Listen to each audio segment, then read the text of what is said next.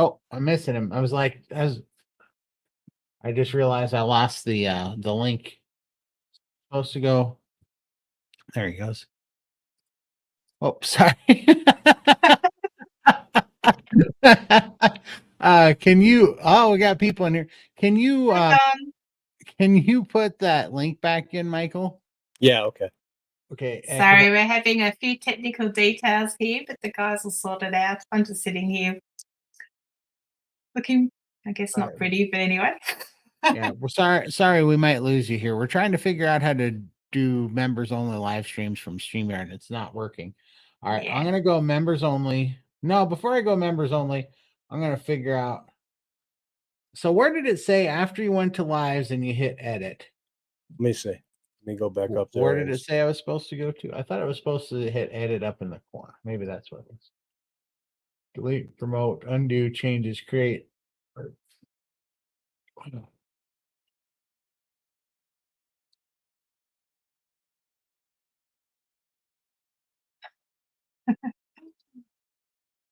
don't know why it's always so difficult. I don't know. Technical. I think it's the cowboy hat. I think it is too. I know it's. Hi, guys. Hi. The heck with it. Let's just do a live stream here and just say this is supposed to be a members only live stream. So if you're here and you're watching, it's a bonus for you guys. this is supposed to be my members only live stream, and it is not working. Fail. Dang it, man. What is going on? Restrictions. Happy Sunday morning from Australia. Unplanned event. Everybody's in here. All right, here's what we're doing. If you're we're just winging it today. Yeah. We are definitely just winging it today. Whatever. This is supposed to be morning. Pursuit of bliss. I just saw you on Maya's channel. She's doing so well. I'm so proud of her. Absolutely. Yeah. And you stream to one or more playlists. Thumbnails. How's everybody doing today? It's ridiculous. I don't know. So ridiculous. If I would have known this, I would have streamed this to everybody's channel. I was trying to just make a live stream. Exclusive content for you, man. It was supposed to be a members only live stream, and I know there's a way to do this. It's just eluding us. We can get it to go live, but nobody can comment. Since this isn't going to my channel, do I get like bonus pay for this? Yeah, you get bonus pay, all right. But if we're exclusive on your channel, then Michael and I are special guests. That's right. You are special. Yes. So we're special today, Michael. Yeah. Is this special like Sean Baker today. Type special? Oh, I hope not. Special in a good way. That's only you, Todd. You're special. Simple. That's what it was. We're special. You're simple. Okay. I feel simple and special right now. I can't believe I cannot get that to go. Yeah, the live chat doesn't seem to work on members area. That's why we were trying to experiment. But we'll just do it here. Everyone's invited. Big party. Absolutely. We're all here. And it's when we get more people in here, what we'll do is, well, we'll save that for tomorrow to give out more memberships. Yeah. On the channels. We will for tomorrow. What I am going to do is I'm going to put the link in. If you guys want to hop in, hop in. Say hi. We're going to have people come and say hi. Yay. Yeah. Paste that sucker. If you guys want to hop in, come and say hi. Click on that link. Is that clickable, Michael, the one I put it in here? Or do I have to put it? I think it is. Yeah, it's clickable. Okay, perfect. That is so annoying. I cannot believe. Can't believe we couldn't get that to work. Something is all jacked up.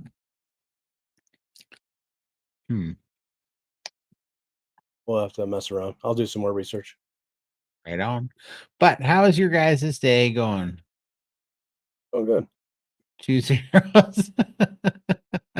Well, it's 8:30 a.m. here for me, and I'm here, and I've got my birds next to me. They might come down for a visit later, but they're being nice and quiet and well behaved. But yeah, That's awesome. Let's see here. Going through this. I don't know. I'm just befuddled now. I'm not in the lives because I was gonna give updates and stuff of really nothing other than now I'm trying to figure out what we want to say for tomorrow and what we don't. You want to talk about your fast, Michael? yeah. I was just going to say, give us an update on your fast. Still going. Still going. So how many days and hours? Day 13, and I am at let's see, 314, almost 315 hours. Wow, You are a machine. you are a machine. Yes. Wow. Oh, I forgot So what food tastes like. I forgot what it smells like. I'll have you know that since you've been fasting, I've been eating your portion of steak for you. Are you taking bites from me at least? I am. I didn't want it to go to waste, so I had 4 ribeyes yesterday, and I wish I was joking, but I'm not. I ate 4 ribeyes yesterday. I had 2 for breakfast and 2 for dinner. Just wait till you fast.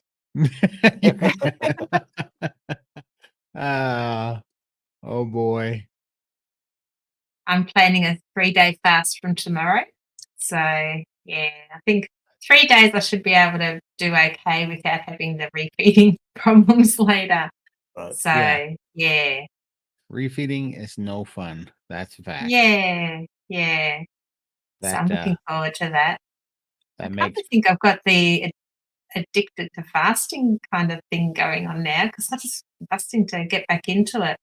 I just love that freedom and not wanting to stop and cook, and I it got was no lovely. dishes to clean up, nothing to clean, no mess to clean up. It's awesome. I like it. Yeah, loved it. Yeah, exactly. That's what I did yesterday too. I had the ribeyes in honor. Did you click that too? You must have clicked it right when I did. Yeah, it was just a nice feeling because I felt like a failure for the last 2 years not being able to fast, and then have no idea how I did a 5-day fast and 16 hours. Yeah, it was awesome. But I loved that feeling, just feeling of being light and mental clarity and all that stuff. That was awesome. Hey Beth. Oh, and to everybody that was getting in the members only that was getting the message that I went live and then I didn't, and then I went live and then I didn't. That was because we were trying to work it out to where we could have the chat going. So our apologies. We're not as professional as we look. We're trying to figure it out. Oh, we're so bad at this. I'm bad at this for sure. Hi, Don. Hey, Don. So, yeah, Michael is on his 542nd day of fasting. So this is 13 days. How much weight have you lost now? 41 pounds. 41 pounds. Holy crap. Now, what do you feel like? How you feel like leg wise? Did your lymphedema come down? Yes, it has dramatically. Pretty awesome? Especially in my right leg, yeah. And my left foot has went down. I'm able to get around a lot better. So yeah, this fast is really helping my lymphedema. That's awesome, man. And That's yeah, because the weight that you were losing every day, like 2 pounds, 3 pounds, 2 pounds, 3 pounds, 4 couple pounds, 7s, couple 8s, yeah. Yeah, that's crazy. That is so crazy. I'm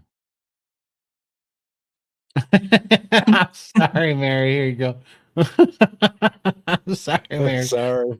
We were trying to figure out the members only thing, and it was having a fit. It was just being throwing a fit for sure. But yeah, I mean Yeah. that's amazing. And today, out of all 13 days, this is the first day that you stalled out where you didn't lose any weight.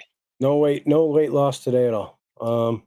Which I figured it was coming. I really thought it was going to be yesterday because I know I didn't go to the bathroom a lot, and I really thought that was going to happen. And I had a 3-pound weight loss yesterday, so Wow, that's incredible. I, That is I, I was prepared for this. Isn't it? How is your energy today? Is it a Better now. It's better the now? weirdest thing. I wake up in the morning and I feel good, and then about 2 hours later, I just lose it. I just really tired and I'm drained. And then 3 hours after that, I got tons of energy and it just keeps building up. And then when I try to go to bed at night to go to sleep, I can't sleep. I got so much energy. It's weird. It's the weirdest thing. Well, there we go. Hey, big man. Hey, literally, I just posted. You wanna hop on and say hi? I just posted the StreamYard link. We're letting everybody come on today and say hi. So this is supposed to be my members only. So we had technical difficulty. Today was when I was going to do a members only live. But everybody, when I did my last members only live, they don't really like me. They like Lindy and Michael. And they're like, where's Lindy and Michael? And so then I there's supposed to be a way to do it through StreamYard. And we were trying to set it up for that today. But we couldn't get any chat. We could get it to stream through StreamYard, but we couldn't get the chat to work. So anyhow, we just decided to do a public one. And You guys are all members, no matter what YouTube has to say. right. We don't care. This is stupid. Yeah. So we have no agenda for today. So do feel free to pop your questions in the chat. Give us some topics to talk about. And because of this, it's only streaming on my channel right now because I was planning on doing this members only. And so it's just a big giant dumpster fire, but we starting it like 4 times and we just gave up. So we're doing a public members only. It's such a Never dumpster mind. fire. Oh my gosh. I'm glad that it's helping Bill. Yeah, it's cool. Yeah. Yep. And I just talked to him this morning and it was 20 below, I believe there, but his bed's supposed to be there in like 3 or 4 days. So it's going to be, I'm really going to be excited when he gets his bed to see how that's going. Be a game changer for sure. Hey, Kat. Hi. I appreciate it. Big man, he's going to put on a shirt. You don't have to, but it's preferred.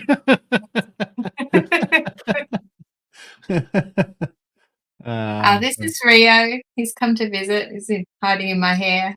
Hi, Rio. A little accessory this morning. Yeah. Oh, I found my sleep was really good. I actually dreamt lots. I don't normally dream a lot, but yeah, I enjoyed my sleep. Although I didn't sleep as much, I guess. Yeah, but that gave me more hours in the day to do stuff, so I was happy with that. For sure. People are giving me a big head here. There you go. I'm gonna frame that comment. He's not that funny, folks. Come on. Howdy from Montana, back at you. Let's see here. Hi, Janet. Let me look at something. Did I put that on there? So I'm working on. So I ordered a camera holder because I was trying to set up my camera to videotape me exercising, which is hilarious in itself. Any exercise is hilarious for me in itself. Let's see. How are you going with the DDY? Is it or DDP yoga? I had a question about it on my channel, but I haven't actually started. I'm going to start tomorrow. So how are you going with it, Todd?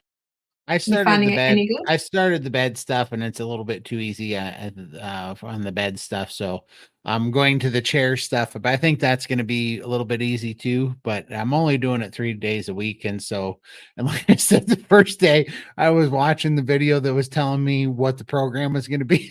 I didn't do a single workout, but I'm like, I'm counting it. It says in here this is the first process, Right. so I'm counting it as a workout day. I worked out watching an hour and a half worth of videos. I was laughing pretty hard, but yeah. What I'm doing right now is I'm walking on the treadmill. I'm doing the shake plate, and then now I'm doing this hit axle thing because my brother got me this hit axle thing, and that makes my guts. Well, every time I do it, I want to puke. So it makes my guts hurt, and for some reason, I'm liking it. It's just, I guess you feel alive. When you feel pain, you actually feel alive again. And we haven't felt that live feeling for a long time because we've been so numb. it is So very it's true. like doing that Wim Hof breathing when you get the pins and needles and start your legs and arms go cold. And it's a weird feeling, but I love it because I was like, oh my God, my legs are still here. My arms are. Yeah, it makes you feel alive. Let me show you guys what my brother bought me because he wants to see me. He wants to see me miserable. All right. This is first we're gonna go. Sorry to do this to you guys, but StreamYard Inception here, and then I'll go to this. Can you guys see that? Yeah. Yeah, this is what my brother bought me here. So it's called the Hit Axle. And I was disappointed that I didn't look like this guy as soon as after using it.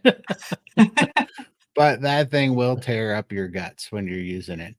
It's I think my spine would snap in half if I tried doing that. I started out from my knees to say that because I'm like, I'm not gonna plank to my knees, but I started out from my knees to the shoulders, and that thing tears up my abs. Holy cow. And I can get about 30 rotations per each one before I have to take a break before I throw up on the floor. But I am enjoying it. It feels really good to feel that pain. And so It's good. And I mean, honestly, it gives me a reason to get up and off the floor every time, many times a day. So I'm really enjoying that thing.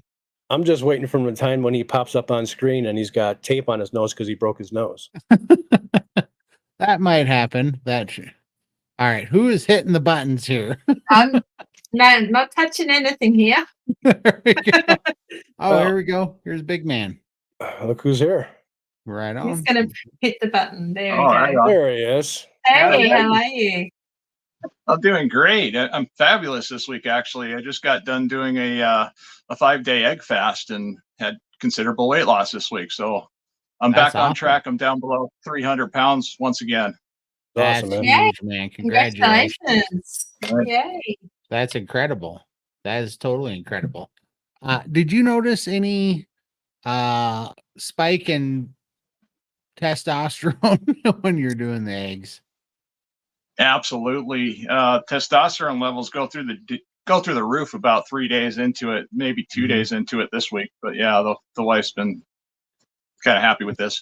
But it's just all part of the process of losing weight too. You start getting everything back to order, and things just start working correctly, unlike they were 35 weeks ago, for instance, where I was almost dead in bed. So yeah, big difference. Good. How many eggs were you eating? I think on average it was anywhere from 8 to 20 eggs a day. I did a egg fast when I first started this weight loss journey, and that was I was only doing 3 eggs per meal, 3 meals a day, and I was hungry the whole time. And then I did some more research before I did this one and found out I could eat basically as many eggs as I wanted. As long as I stay under 25, I'm below the calorie deficit at that point. So I'm still in a calorie deficit by eating 20 eggs, and I'm still satiated at the same time. Awesome. Yeah. Did you mix it up, or did you mix it up and have different, like scrambled, poached, or just stuck with one type? Yes, absolutely. I typically start out with hard-boiled eggs, and then I just move on from there as time goes on. And then, fried eggs, scrambled eggs, basically eggs any way I can cook them, and I don't like eating them raw. Yeah. Right. Yeah. Cool. Yeah, I did a egg prime. I didn't do a fast, but I did an egg prime where when I was doing priming with the SPG gang, I was eating 36 eggs a day to boost my testosterone, and it worked fantastically because before I did carnivore, I had super low testosterone, and I was supposed to take TRT, and I did not want to get stuck on it. Hey, Robin.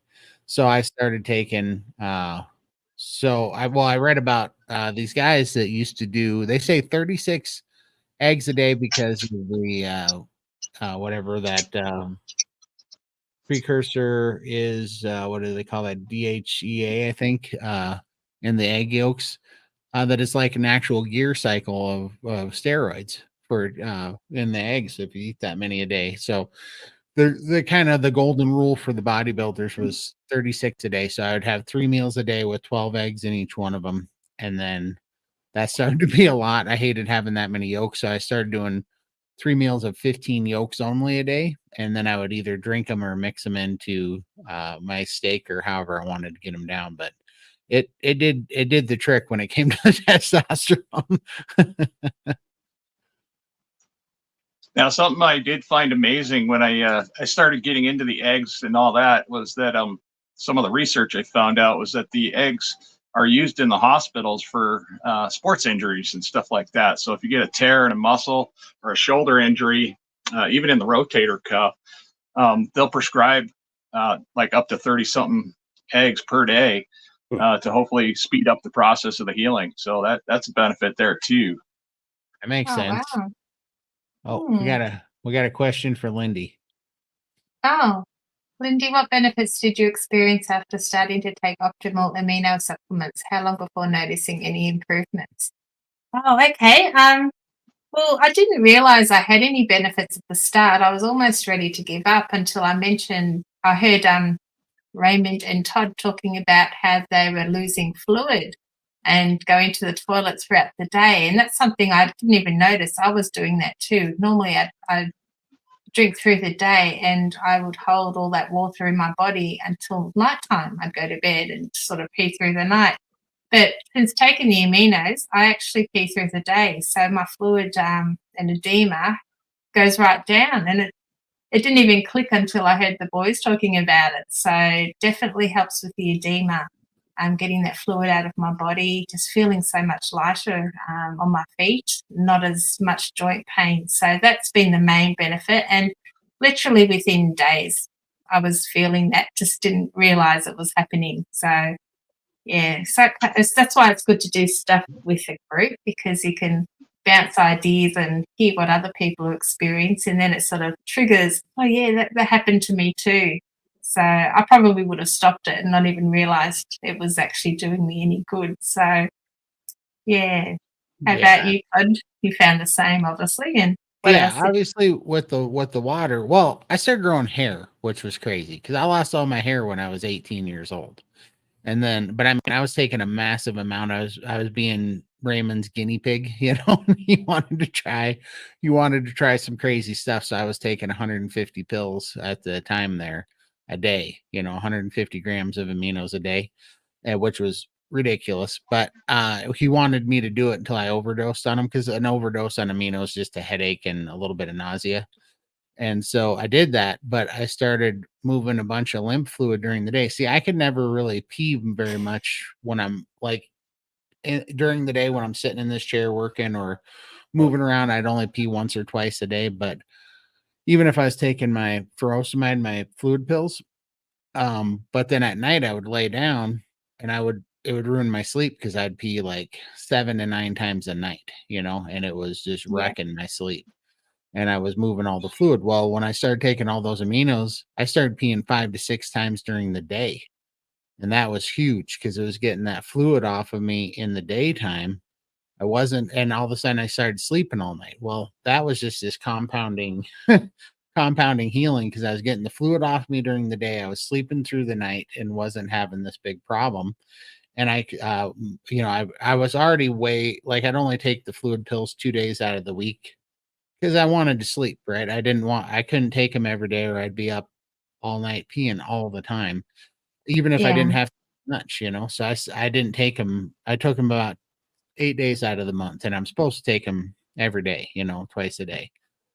And so I wouldn't do that. I'd just use them as a little bit of maintenance to help get the fluid off. But I think that was a real good thing because my theory on the breathing, my theory on a lot of this stuff like the TRT. I don't like to take too much of that stuff because I don't want my body to get used to the medicine doing the work for me. I want my body to heal and get the fluid off, you know. So I just use it to help it just a little bit when I needed it. Well, now I hit that wall, I overdosed, and I finally got the nausea and the headache. So then I gave myself, and I ran out of aminos. I gave myself about 3 weeks, 2.5, 3 weeks there to get more aminos in.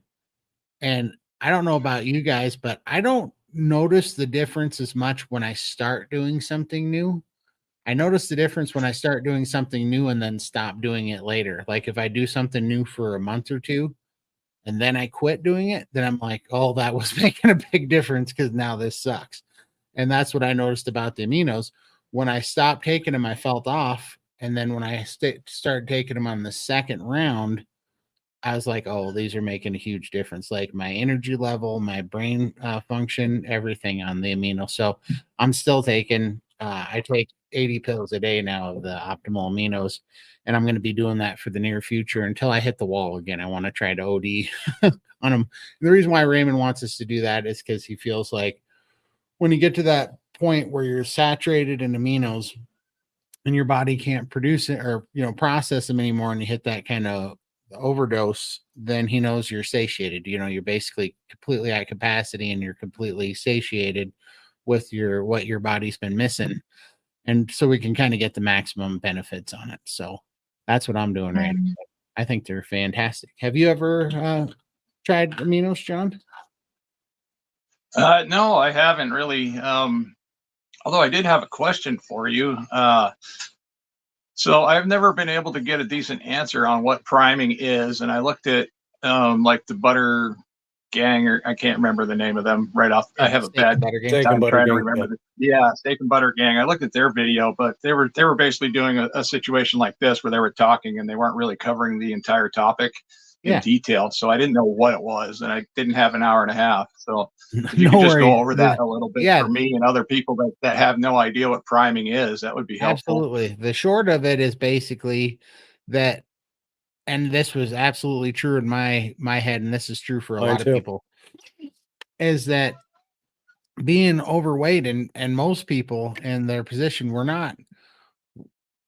we ate too many bad things, but we're actually malnourished. We don't have our bodies screaming out for, you know, amino acids, proteins, collagens, all of these things. And we get so, when we're overweight, we get so beat into our head that we need to restrict everything. We're actually under eating. And so priming is basically this portion of time of healing where you just put a ton of nutrients your body needs, and you eat a bunch. You eat 3 times a day, eat 4 times a day if you need to, and you force feed yourself carnivore food, basically eggs and meat. And what happens is it actually pumps up your immune or your metabolism. So what happened to me, if you don't know my story, I was on my own for the first 9 months of carnivore, and I did all right doing it, but I did OMAD every day. I only ate 1 meal a day, and I was losing my appetite, and so I started eating less and less, and I started getting addicted to seeing the scale go down. So pretty soon I was, you know, for the last 3 months of it, I was only eating 1,700 calories a day. And that slowed my metabolism down to a crawl. And so from month 7 to month like 9.5, I didn't lose any weight. I was tired all the time. I wasn't sleeping good.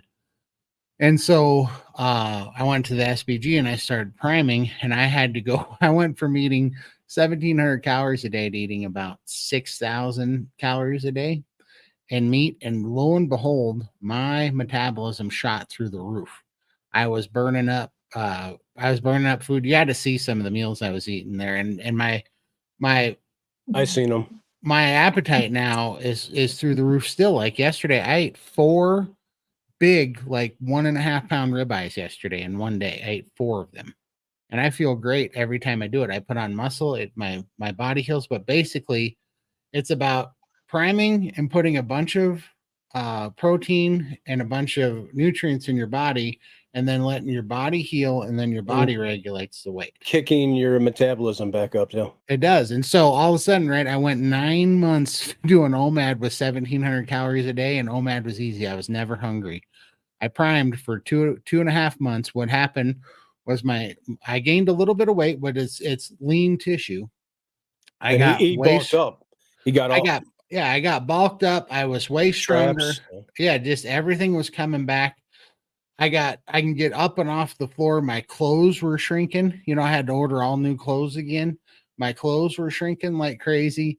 And I gained about, you know, I don't even know how much weight I actually like, because there's a composition, right? So I gained about, I don't know, I think I'm at like 13 pounds heavier now than I was when I started this. All muscle. However, it's all muscle, and my shirts and my pants went down. And I think it was actually even more significant. I think I might have gained 20 pounds of muscle and lost some body fat too, because it was a huge composition change. All of a sudden, my legs are cut and they're just solid and more muscle on them. And now we do, and once you get primed up, which you'll get to this point where your body just doesn't want the food anymore. But I didn't finish it. What was crazy was I primed after 2.5 months, and I went to go do an OMAD, and I thought, oh, this is going to be easy because I just did 9 months of it. I couldn't do a single OMAD. I about ate my pillow that night because your metabolism's running at like red line 6,000 RPMs a day. So all of a sudden, when you fast from a fed position, a prime position, that fast is so much more powerful. You lose weight. Ask Michael is 13 days into a fast right now after priming. How long did you prime for? About 3 weeks. He primed for 3 weeks, and now he's 13 days into a fast. And tell him how much weight you just lost. 41 pounds in 13 days. That's impressive.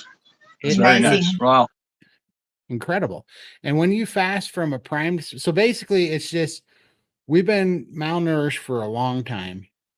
It's about forcing your body to have all the protein and nourishment that it needs to let your body heal. And you go through a lot of stuff. It's hard. It's hard work. You're going to not be hungry the entire time you're doing it. You're going to be tired. You're going to be cranky, and you're going to want to sleep a lot. You're going to take naps because your body keeps trying to put you to sleep so that you can heal while it's sleeping and use that stuff that, all the nutrients you're putting in there to heal things. But you do it. And when you come out the other side, man, it's a day and night difference. I mean, my eyes healed up, just my lymphedema healed up. I started growing freaking hair on top of my head I haven't had since I was 18. You guys can't see it very much, but all this stuff, I never had any of this stuff before, and my hair's growing back. I used to be bald as cue ball since I was 18. I started growing hair. My eyebrows hairs were gone from about here down, and my eyebrows grew back on the side. I didn't know that was a big sign of insulin resistance too, So it's just your body healing. I got a letter from my eye doctor because my eyes healed my eyes healed up so much that I had to get a new prescription because my old prescription, my eyes healed, and now my old prescription that's only 7 months old doesn't work anymore. The doctor thought he was looking at the wrong test results. Yeah, the doctor said these aren't even I literally look like I'm looking at a different pair of eyes than just 7 months ago. This is insane. So priming does work. Yeah, I never knew anything about it, and like I said, it's really not in very good searchable detail on the internet. And I searched Google, I searched all over YouTube, and like I got all these videos, but they weren't really answering what you just said right there, which is basically the bread and potatoes of the whole situation. And I appreciate your response there. That was very thorough, and I can understand it now. It works, man. And like, it's so counterintuitive to all of us, especially all of us coming from a place where we're trying to lose weight. And bigger people that were eating junk food all these years. Yeah, our bodies are malnutritious. Yeah, the idea that we should eat more to get healthy, but basically, the premise behind it too is you have a lot of oxalate dumping you got to do. You have a lot of detoxing you got to do, but your body's only going to tackle that if it's healthy enough to do it. If your immune system and your metabolism and your body and your mitochondria, if you don't have mitochondrial dysfunction, those things got to heal up first before your body's going to attack all these things and really start healing you. And that's not done by creating a calorie deficit. That's done by nourishing your body and giving it sleep and letting it heal. Because you're finally, for once, once I realized that we eat for two reasons, not one. We always, back in my, all my days of struggling with weight, I only focused on the fuel.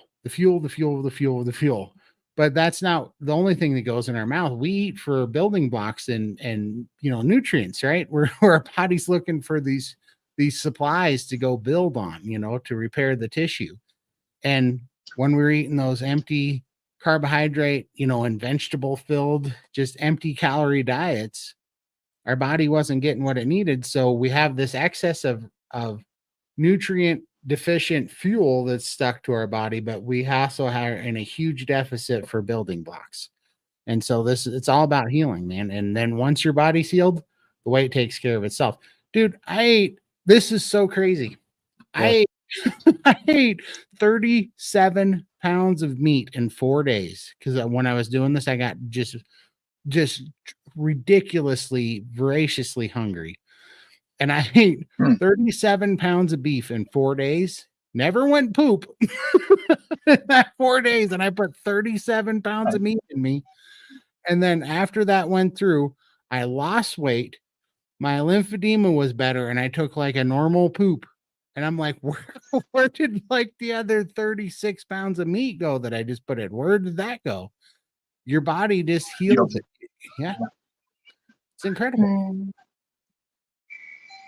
Also resets your hormones, so your satiety signals. Yeah, you just lose all your cravings. So when you're starting out, priming is the best way to start. That way it resets your hormones and gets you in a good position to move forward. For sure. I'm loving it. It's usually 2 weeks, isn't it? 1 to 2 weeks to prime. Sometimes it could take longer. Depends how. I did 3. Yeah, he did 3. I did 2.5 months. Yeah. And it wasn't it wasn't part of the program. You just got to see where you're at.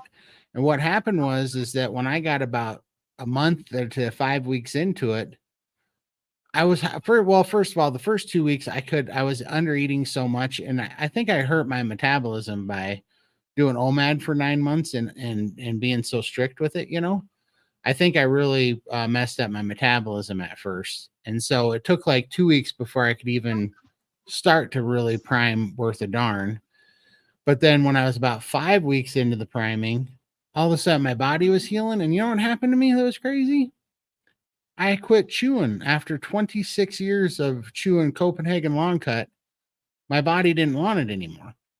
And so a whole new thing happened. And I did not choose to do that. It was like my body was telling me we're done with the chew. It just didn't want it, So it took me 2 weeks to quit. It took me 13 days to be exact to quit the Copenhagen. Like I quit it cold turkey, but it took 13 days for my system to right itself and to stop having cravings and stuff. And I stopped doing that. And then after the Copenhagen was gone, my body wanted to reprime again. And Raymond was like, well, you need to reprime until your body feels good again. And that put me on like another 5 to 6 week prime. And I did it. And over the whole thing, I think I ended up gaining about 40 pounds over the whole thing. But then when I came through the other side, I gained like 48 pounds going through the whole prime. When I came through the other side in that 5-day fast that we just did, I lost 37.6 pounds of the 48 pounds or whatever came off right then and there in that 5 days. Was gone. I was right back to where I was and just way stronger.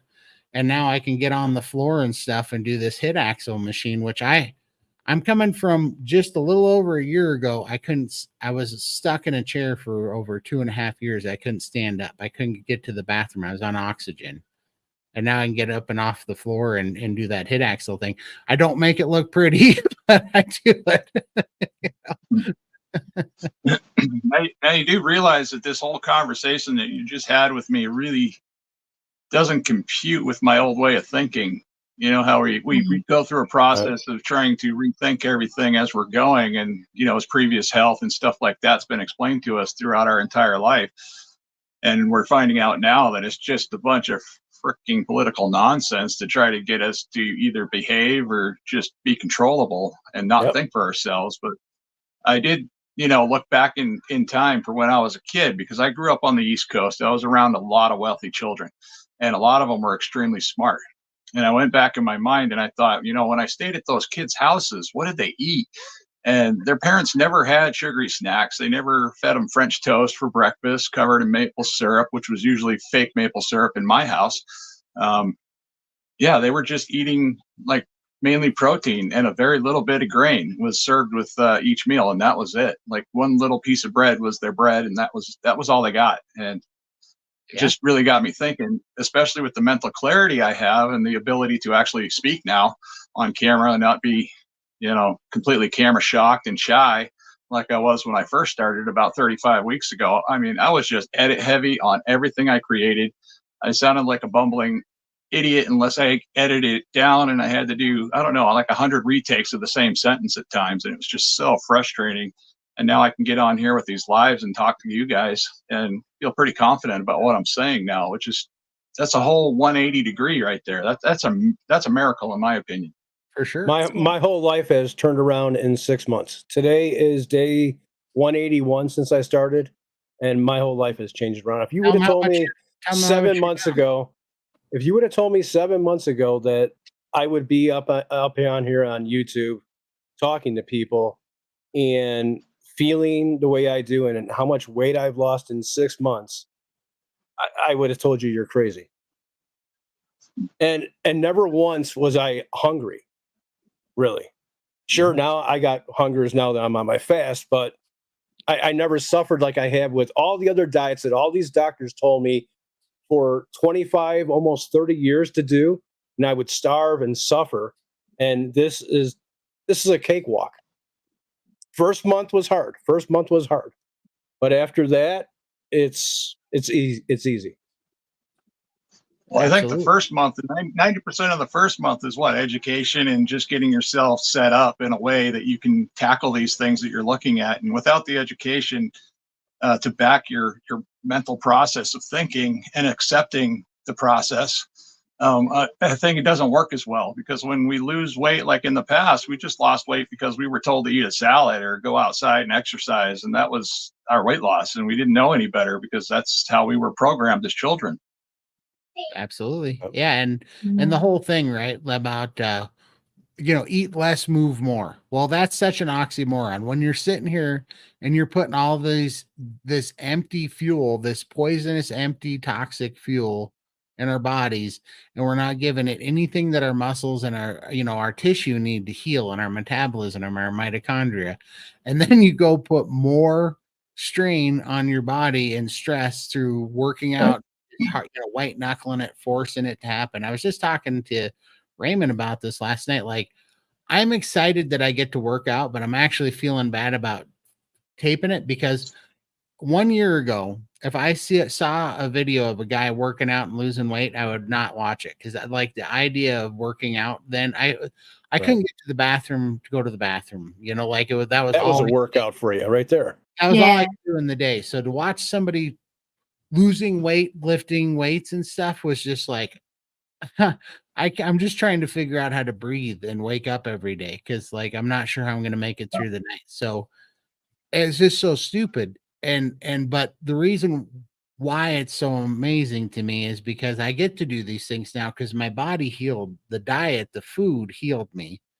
And now I crave doing these things, which also is a great testament, because all these people that say that you're big and you're big and you're fat because you're lazy. No, you're sick, which makes you look lazy because you can't do things. But nobody has to tell me now to move more, that my body's healed. I want to move more. You're like, a healthy body wants to move and go do things, And so it's just really, I want to be careful about how I package it, but I'm just trying to show people I couldn't work out before, and I didn't lose any of this weight with working out. But how awesome is it that through priming that we've healed, and now we're to a point where we can be more active and work out. It's like the bonus. The workout is like the bonus for healing. You know what I mean? Like, it's amazing. Now, when I started, my biggest selling point for my type of content is basically I lose weight with little to no effort. And that's a lot of my mission statement right there. And I was trying to reach out to basically anybody that was morbidly obese, just to share the fact that, hey, this is possible, to show the possibilities. You can lose weight with fasting, and fasting sounds horrible to most people because they just don't understand how to do a fast correctly. But Yeah. I mean, the whole process of actually losing weight and not exercising works great for me for some reason. I don't know why I'm just so good at it. It's become a hobby, and Right. it's just kind of one of those things I love to share. I have a lot of overweight people here in Alaska. They come from all over the world. This is the most diverse state in the entire country. I mean, we have populations from everywhere in the world living here right now, and we all get along great. But we have a lot of unhealthy people that move here from healthy type places, and they get wrapped up in the whole SAD diet, standard American diet here, and they become unhealthy at a rapid pace. So now I have a lot of them following me, trying to, figure out how to do this. And I just try to break it down as honestly and as simple as possible, just so they don't have to struggle. I don't want to see anybody struggling, because it's horrible when you can't get up and go to the bathroom, just like you said, and you can't get out of bed, or you're just wishing yourself dead while you're asleep at times, because I've been there. I mean, that struggle is real. And I didn't imagine that I would be here right now in the carnivore community of all places, because as you know, I did not believe in carnivore, not even a little bit. I just thought, okay, that's nonsense. I tried that and I had all kinds of problems, but I didn't have any education about it. And like I said, I did practice veganism for about 7 or 8 months, and it just didn't freaking work. It was horrible. Right. I mean, I was a moody cow, always a moody cow. I was hungry all the time. I had a wonderful vegan girlfriend, and she was beautiful, by the way, but it wasn't worth my time and effort to try to keep going down that path, because we just kept arguing about the most nonsensical things. Just like the color of clothing. It's like, why are we arguing about the coloring of clothing?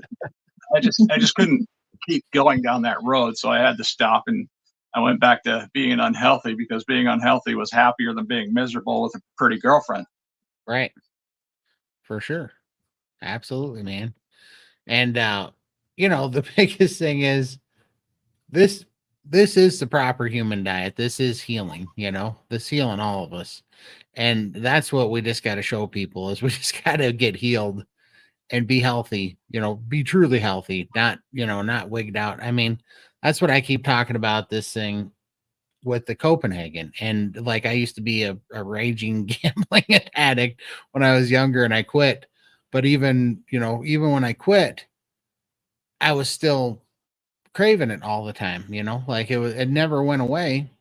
And then it wasn't until I became, which I had no idea this was going to do this, but when I started doing carnivore, all this compulsive and addictive personality of mine all went away. And that's why the Copenhagen thing stuff dropped off too. I mean, I realized that I think a lot of what alcoholism and drug addiction and stuff is, I think it has something to do with the mental health aspect of having anxiety and depression from things.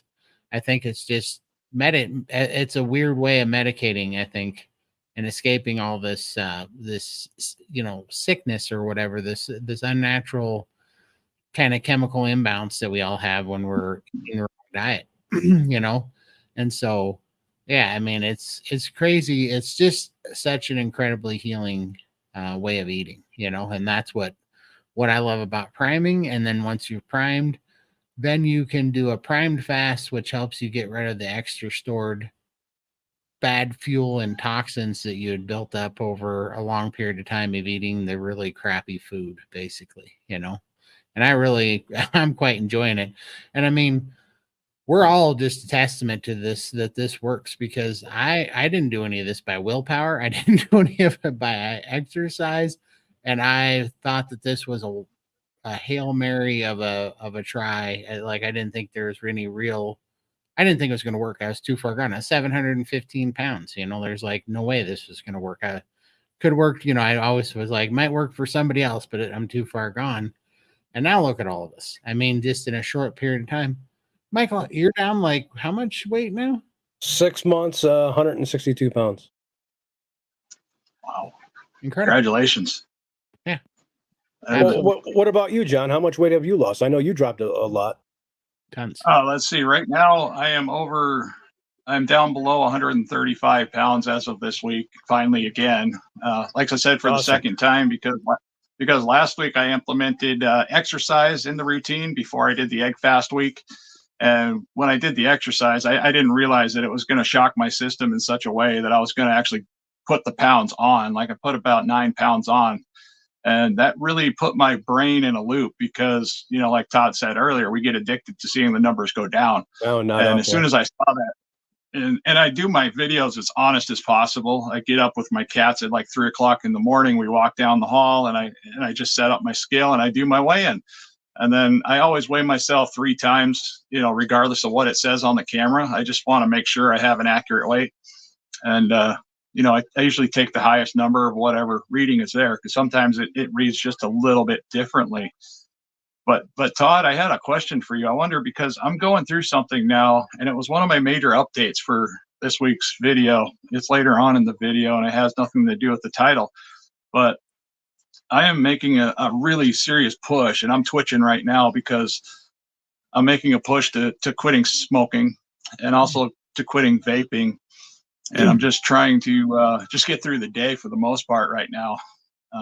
Putting the video together was a mental challenge for me because I just, you know how it is when you have the nicotine withdrawals, everything is just, it's just bearing down on you at times, and you just feel like sweating and having an argument for no reason. For sure. But I didn't know, maybe if I'm just to that point where you were when you were priming, that you just don't, because I really don't want the nicotine anymore. I don't feel like I need it anymore. I just want to get rid of it, and just trying to get over this next 3 or 4 days or this week. You know, that's my main focus right now. And I'm also trying to use the principles that I use for losing weight for getting over this nicotine addiction. So, you know, the same mindset, the same education type principles, and hopefully it's just going to work, because I'm just sick and tired of it all. I'm tired of spending the extra money. I would love to be able to justify the purchase of a ribeye, and I just can't. I'm lucky to afford the 80/20 burger patties that come frozen at Costco right now. So, yeah, you know, and later on today, I'm going to be making moose meat. Ooh, I mean, that's because that's what we got. That's all we got: moose meat and fish. But you get tired of it after a while. I mean, it sounds good, but man, you get tired of it when it's your culture and it's stuff that's always around.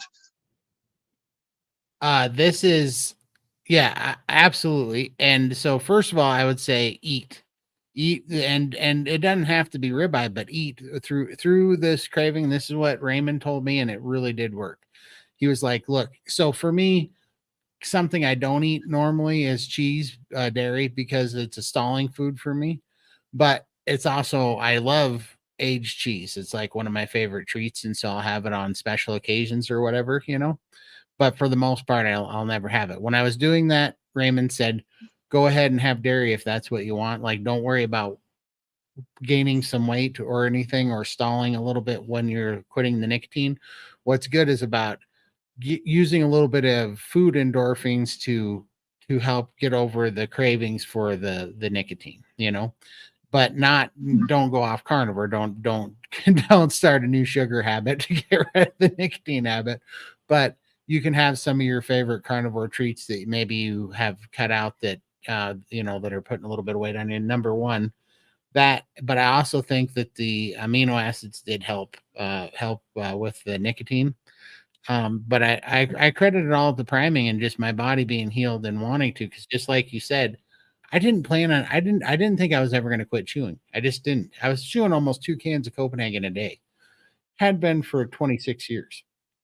I was not planning on quitting. I liked Copenhagen quite a lot, you know. You still have that tight lip kind of speech to you, you know, like you're trying to hold it in. Yeah, for sure. For sure. You get used to that, you know.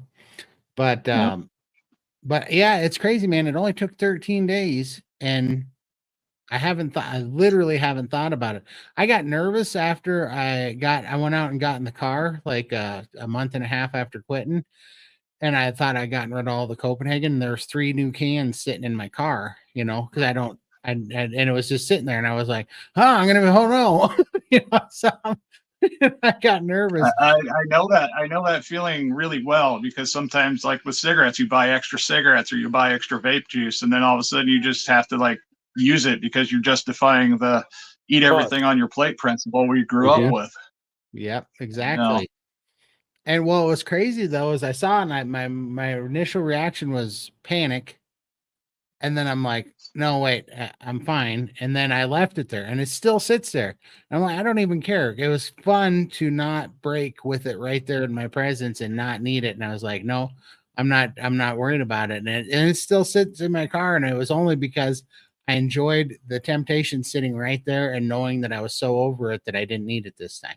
That is nothing I could have ever done at any other point in my life. Like, no joke. And that's why I was like, all right, this priming is for real. Your body really truly heals. And when your body heals, you don't have these weaknesses for me, for gambling, for sugar, for caffeine, for nicotine, for just an eating disorder and in its own, just eating for endorphins. I didn't have any of that anymore. It's just completely gone. So I really think if you can eat your way through it, absolutely. I think that's your best shot at it, is just keep doing it. And then one other thing is Wim Hof breathing, because the only thing I missed out of all this stuff was between the caffeine, the nicotine, the sugar, and all this stuff. I no longer have any uppers. Like, I don't know about you, but I know you're a truck driver, and I work construction, have for my whole life. And so whenever I was about to do a project or something that sucked, or get in a car and go on a long road trip, I had this ritual, and I was going to put a dip in, drink my energy drink, and now this is my super juice that was going to get me through this task that was going to suck. That was my ritual to get ready. It was like Sylvester Stallone and Over the Top when he would turn his hat backwards. Like, that was me getting ready for something that sucked, and now I don't have it. So now, as dumb as it sounds, I take B12 and B1 vitamins that give me a little brain boost, and I do the Wim Hof breathing method that gives me a little brain boost that kind of works. So yeah, for me now, I don't need energy drinks or coffee anymore. I just take my electrolytes. I use that for my energy drink. And then I'm just packing water and some beef snacks, and that's about it. That gets me through the night every night, and I don't come home tired like I used to. And I was always tired by about lunchtime, whatever, depending on which way you want to look at the clock, because I work night shift most of the time now in the winter because we're hauling snow. So it was just natural to be tired because you're working all night long. But now it's just, I just work through no problem. It's just miraculous how different the energy level is compared to 6-7 months ago, where I would be flat on my face at this time of day. right, totally. Yeah, it's an incredible deal. How long are you in on not smoking or vaping?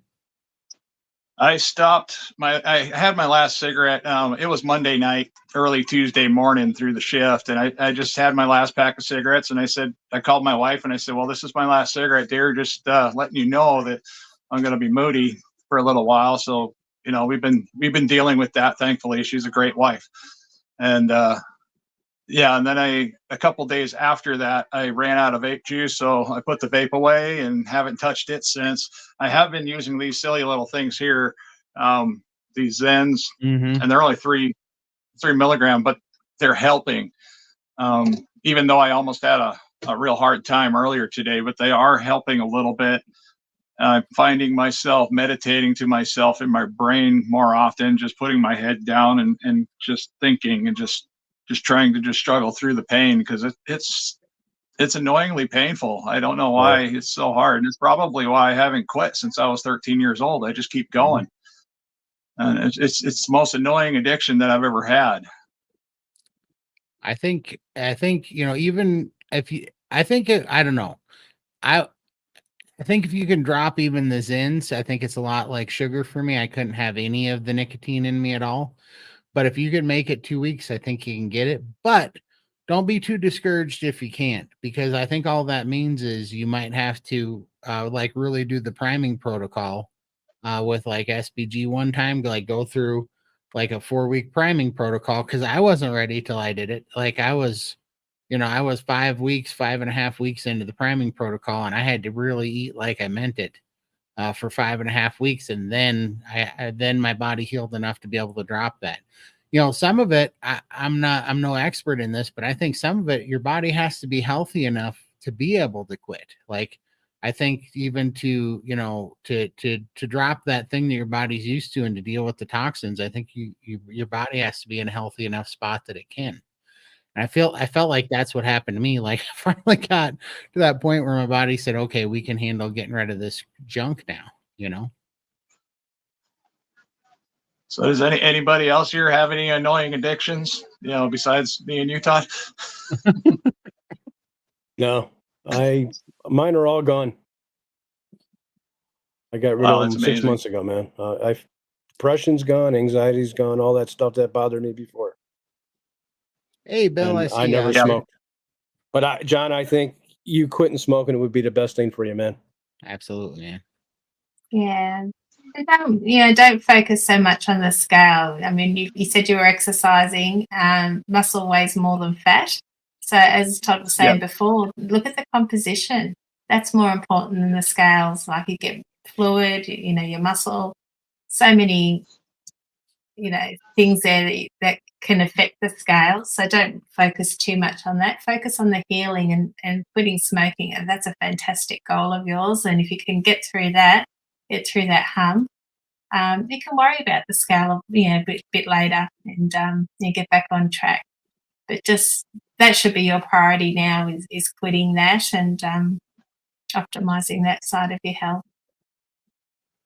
Now, I don't really focus too much on the scale, except for those milestone moments. When I lost my first 100 pounds, that was a huge milestone moment. I was really butthurt that I didn't get it the week prior because I was hoping to do it in 14 weeks. Similar to getting down below 300 pounds, that was a milestone moment. The first time I got there, and I was over fixated on the scale for that entire week, trying to capture that moment on video camera. And just to see it for myself, and so I could go back and look at it. And then the following week to add exercise and gain over 9 pounds broke my heart. And it's like you said, let's not over fixate on it. But so my next milestone is to get down maybe to 235, but I'm not sure where I'm going to set that weight at yet, because 235 might be too light for where I want to be. 265 might be more realistic for the type of work I do, because I do need to have a little bit of weight behind me to do some of the tasks that I do, because I'm finding myself too light at times, even now at 300 pounds, to do stuff that I used to do. And I'm like, I need to ask people for help. I'm like, hey, I need help pushing this trailer down, because we have these trailers that tip up and down like this. And I'm just not heavy enough to do it by myself now. And I'm like, wow, this wasn't a problem, a few weeks ago. And yeah, so now the other little guys are coming over to help me out. They're like, oh, you're really not heavy enough to push that down anymore. I said, no. I said, it came off quick. But yeah, I mean, it's the little favors in life that screw us up the most. And I was getting ready to do a live stream myself about, because I'm at a pivotal moment in my weight loss where I'm just getting tired. I mean, I'm just at a point where I'm tired of the routine. I'm starting to look at carbs again, and I'm not giving into that, but it's the mental thought process. And I talked about this with the wife the other night, that we get to a point in weight loss where the body wants us to do a yo-yo. It just throws you out there and it just reels you right back in. And it's almost like we're in an orbit. And I just feel like I'm coming back around to those weak type of moments. And I'm trying to just figure out how I can work through them without having to screw up the entire works. Because at times I'm just like, really, we're going to do this again? We're going to do this again next week? But this is, if it wasn't for these videos and if it wasn't for these live streams and people like you, I would have failed months ago. I mean, I promise you, I would have failed. I would have been right back to 435 pounds, maybe 500 pounds. I don't know, because I didn't see myself slowing down. And it needed to stop, and I needed to figure out a way to make it stop. And making videos about it and sharing, the basic little things was the only way I could get a handle on it whatsoever. And I'll be quiet for a minute. Oh, no, I get it, man. These videos and YouTubers and this whole community has been such a blessing to keep me laser focused. Like, good Lord, I don't know where I'd be without doing all this stuff. It's people like the three of you guys, John. I saw you early on. You motivated me. I know I posted on one of yours and I told you a little bit about my story and how much your story motivated me. Todd and Lindy are why I'm here. And seeing their story, because hey, they're just like me. They were at the same weight, over 700 plus pounds, and I resonated with that, and it just made me want to just keep going. You know, I see them doing it. When you see people change their lives and get out of the depression and the anxiety and all that other stuff that they're dealing with, and start getting their lives back, that just motivates you, and that's why I'm here. And I want other people to see this, that more people are coming together and changing their lives for the better. It's amazing what changing your diet and eating the food that your body actually needs cures and fixes so many problems that you dealt with for most of your life. It's amazing. Absolutely. Now, I try to tell my viewers all the time that they're the reason why I'm doing so well, because they bring up things every week, just like the conversations we're having right here. You know, you guys will bring up something, you know, like the priming topic right there. That's extremely helpful, because I couldn't wrap my head around what in the heck you were talking about, because all I thought was, you know, priming. Okay, I just need to eat a bunch of hamburger for a week or two, and then that'll be good. I don't know. That's just what my thought process thought. And, you know, the way it works for you and the way you explained it, it's still going to take me some time to wrap my head around those ideas. And I see Bill not popping up there. Hey, Bill, that's my neighbor. He lives that way over there. Yeah, But he's a nice guy. I contacted him by email one day, and because people ask me all the time, and I don't like stepping on local channels' toes. And usually when we see YouTubers here in Alaska, because we see a lot of them here in Alaska, especially in Anchorage, you know, we just wave from a distance, say, "Hey, man, you know," make a joke or something from afar, and then we just walk away, because Alaskans, we don't get into each other's business. You know, we don't go searching out one another. It's just we like our privacy. That's how all Alaskans are. We love our privacy, so we try to respect everybody else, and Bill's no different. And yeah, I just pray for the man. Hopefully he finds some resolve in his situation. So look at right here, just in our live stream right now, there's 5 people that were broken and at a point of giving up. And we're all changing our lives right now. And what's doing that for us? Carnivore. Yeah.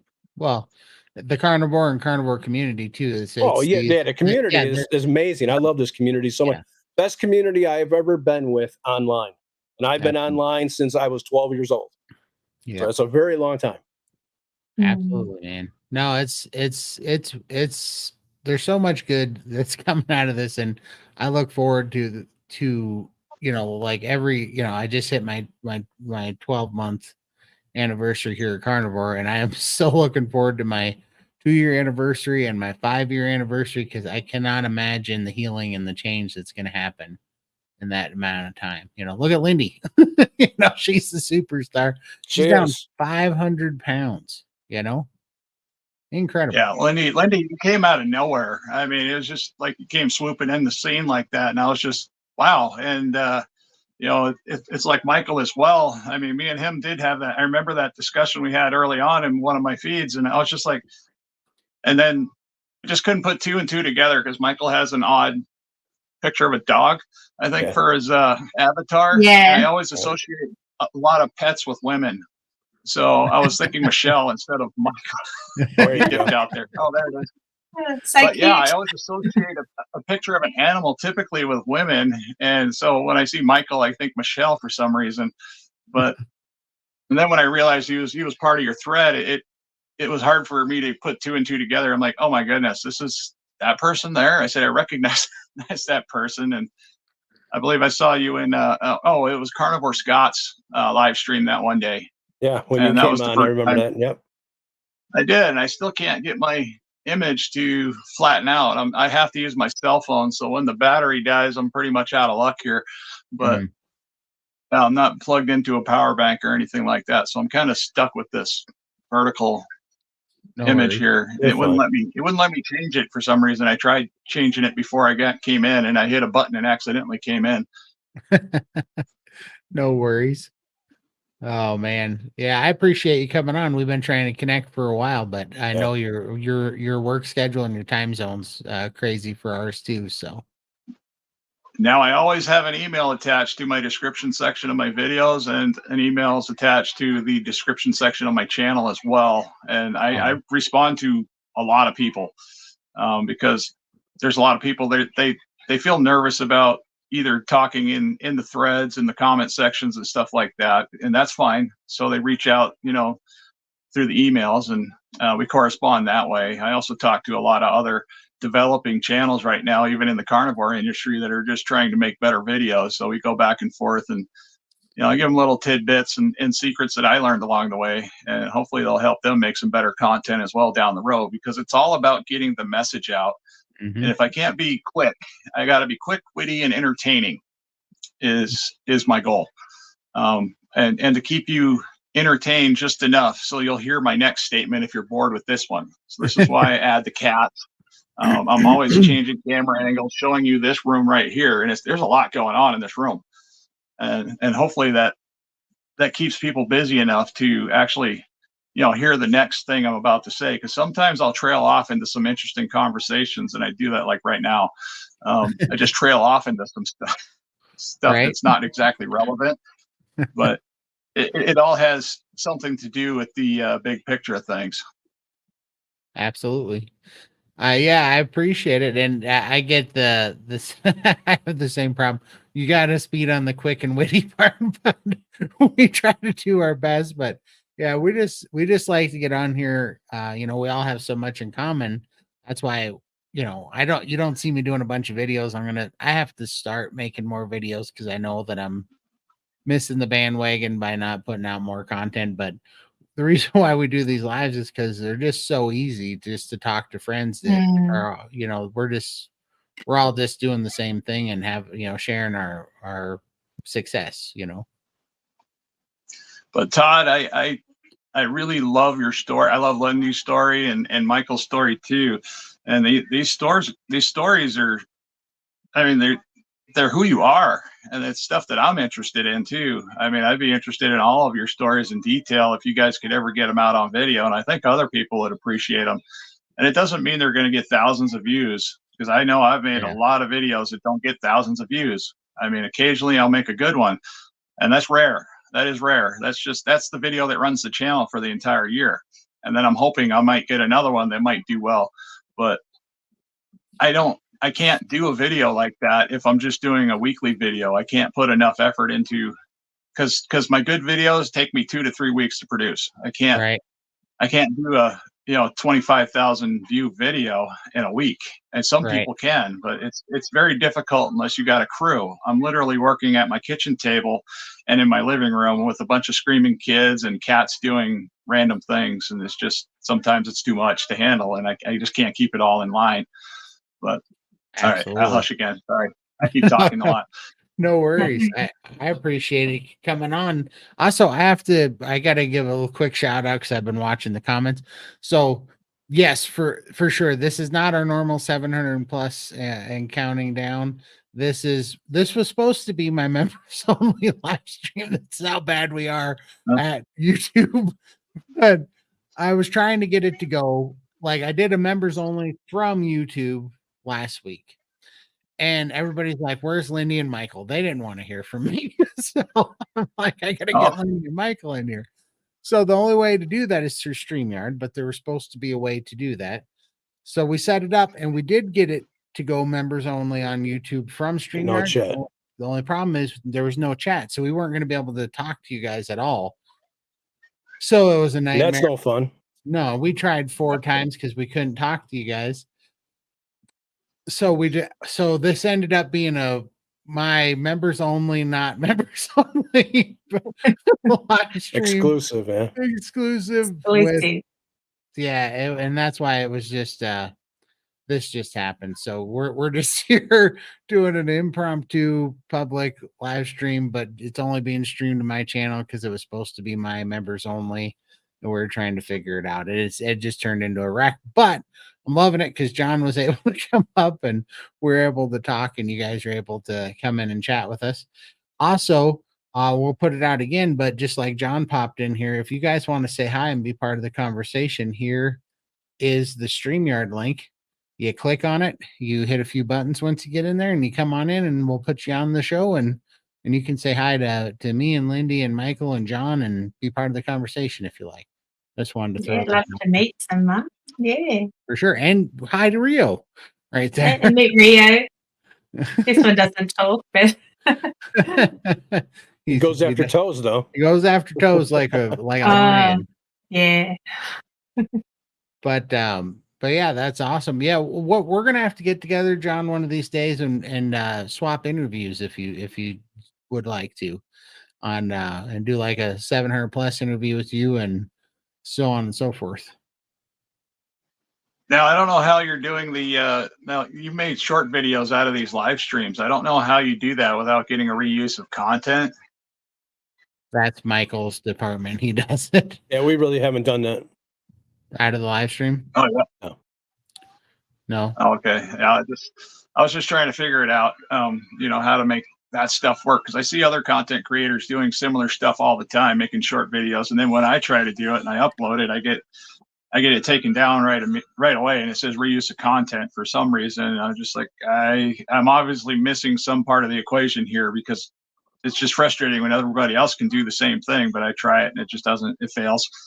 But it's all a learning process. Everything on YouTube's taken me I've been on here over a year now, and my channel didn't start moving until about almost 20 weeks ago. And then I actually started gaining some ground. Like I said, I was doing those Walmart shopping videos, but that was unhealthy for me, because I was already 400 pounds, waddling around a store and buying a lot of unhealthy products for, prepping type videos and content, and just for my pantry in general. And then I was eating out of my prepping pantry. So I already got processed foods, and now I'm eating them all. And it just made everything way worse. I was getting big quick, and I couldn't figure out how to stop it. Then pizza. Yeah, man, my pizza addiction. If anybody's been following me, I love pizza. Right here. And I finally gotten over that. Chicago pizza right here, man. I got leftover pizza sitting over here from the kids the other night, and I just look at it and I just like, nope, you're not even going to play with me. So if I can do the same with cigarettes and nicotine, that's kind of the principles I'm pushing towards. That I just want to look at it like you, Todd. You got the 3 tins in your car, and you're just done with it. And that's the way I want to feel about cigarettes as well. And I also made mention today that I have a hard time coming on here speaking about health and nutrition. And I have to be open about everything. So I'm not going to ever lie to anybody online, because that's a disaster waiting to happen.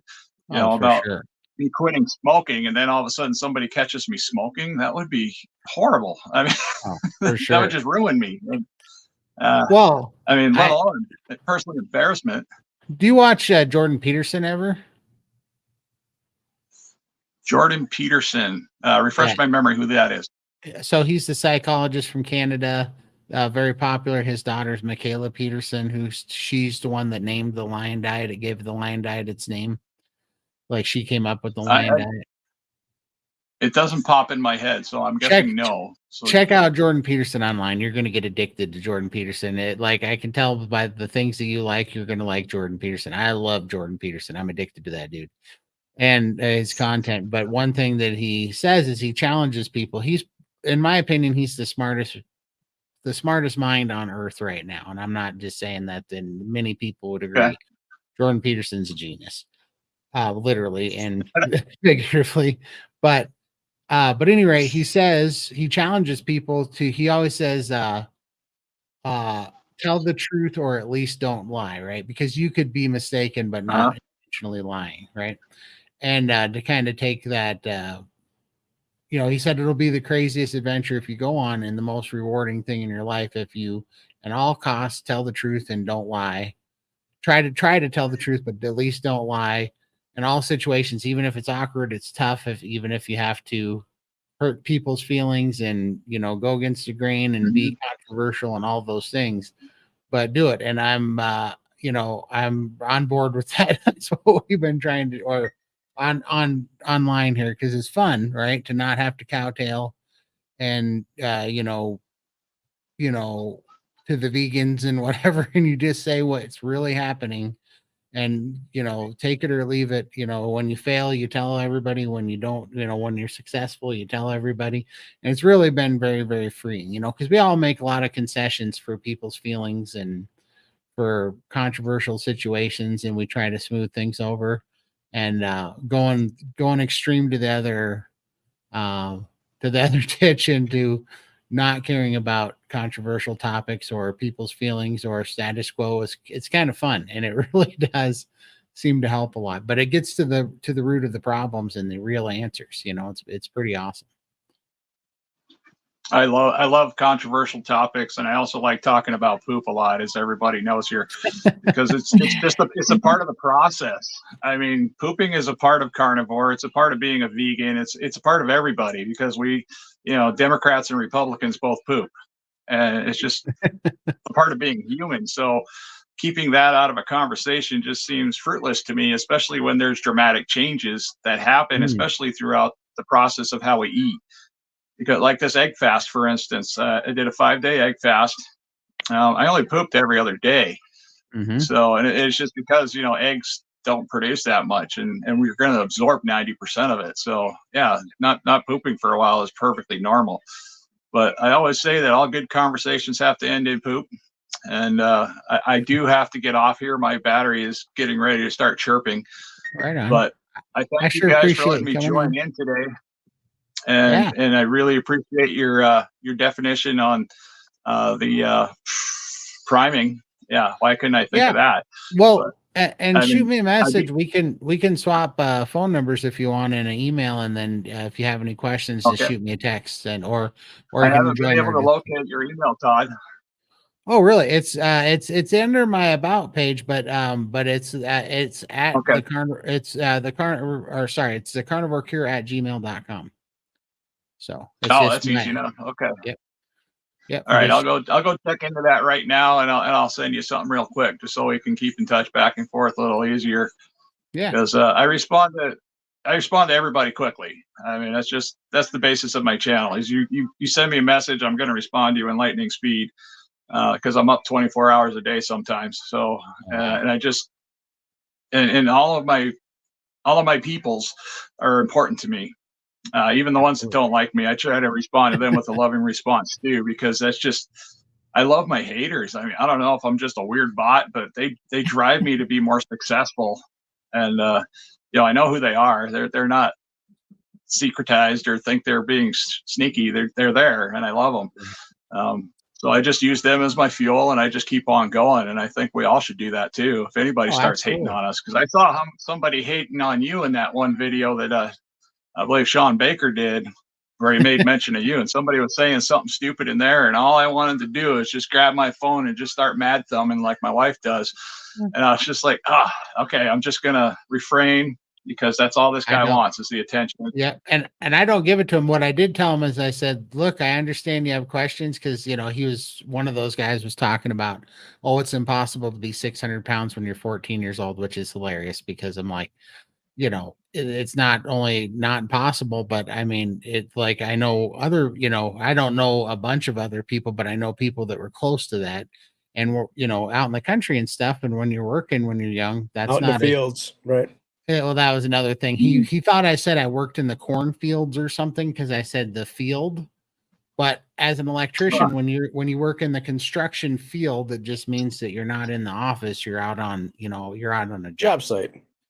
Yeah, and so he thought I said I was working corn or something. I don't know, grain fields or something. But anyway, I just told him, I said, hey, I have a live stream every week. Come on the live stream, and I'll answer all your questions.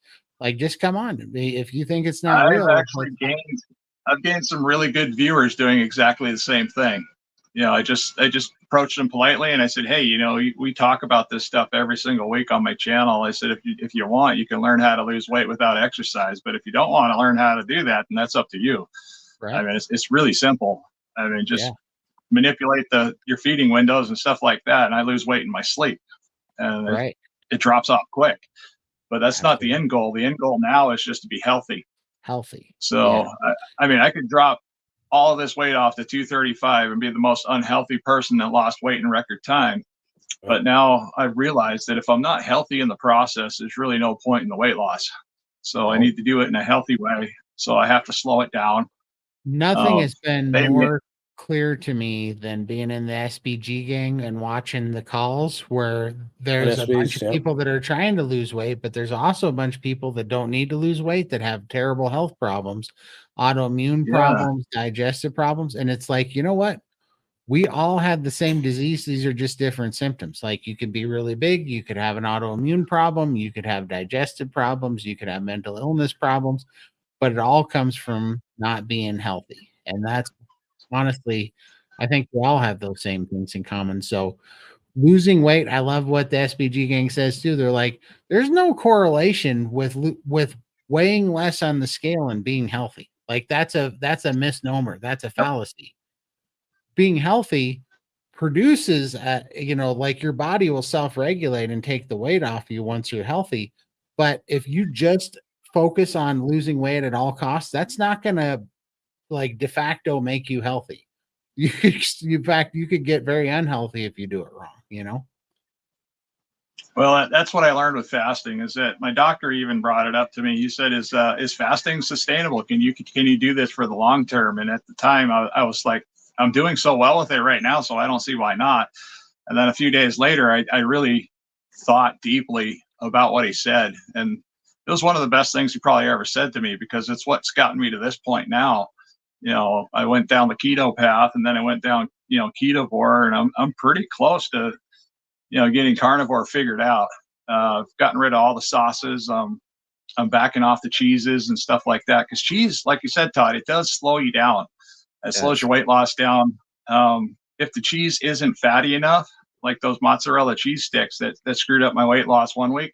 Mm-hmm. And that was probably the key factor, is they didn't have enough fat. It was made with skim milk. And I didn't notice that until somebody pointed it out. Like I said, the viewers are so important to everything that we do here, because if they're not making comments, then we're not considering different alternatives or different thought processes.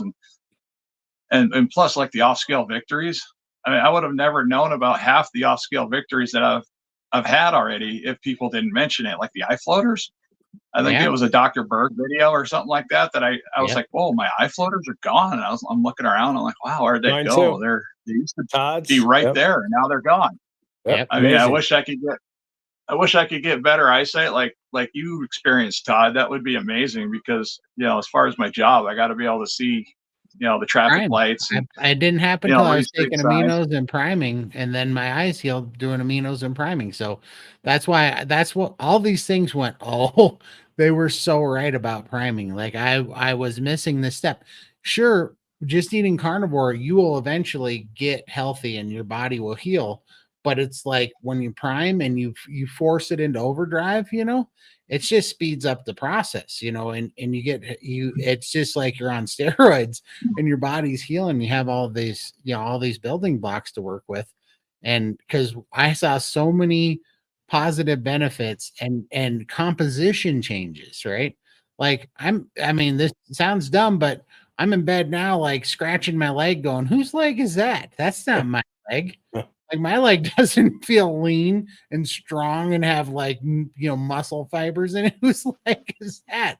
And I haven't lost this great deal of weight since 3 months ago, but through the priming, this composition change. And when you go into the SBG and you see the before and after pictures of composition change, and it has nothing to do with weight loss. Most of the time they even gain a little bit of weight, but they look incredible. They're like all ripped and lean muscle, and it eats all this fat. Like the composition changes are real, and that happens through priming, and it's really good for you. You get tired, you put all these building blocks in, and then your body makes you go to sleep, and you go sleep for like 7-8 hours in a REM sleep, and it just puts all that material to work and heals tissue like crazy. It's amazing.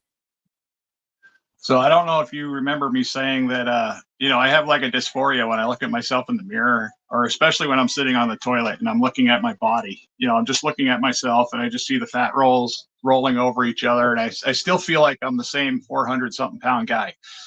But something happened, because now that I lost the weight so fast, I was actually laying in my bedroom and I scared the crap out of my wife because the lights were off a little more dim than usual. And she didn't recognize the body that was in the bed as being mine, because in her brain, she still pictures a bigger man. Right. And she's just not used to seeing such a slender guy, even though I'm still pretty big. I'm still a big guy. 300 pounds is a large guy no matter what.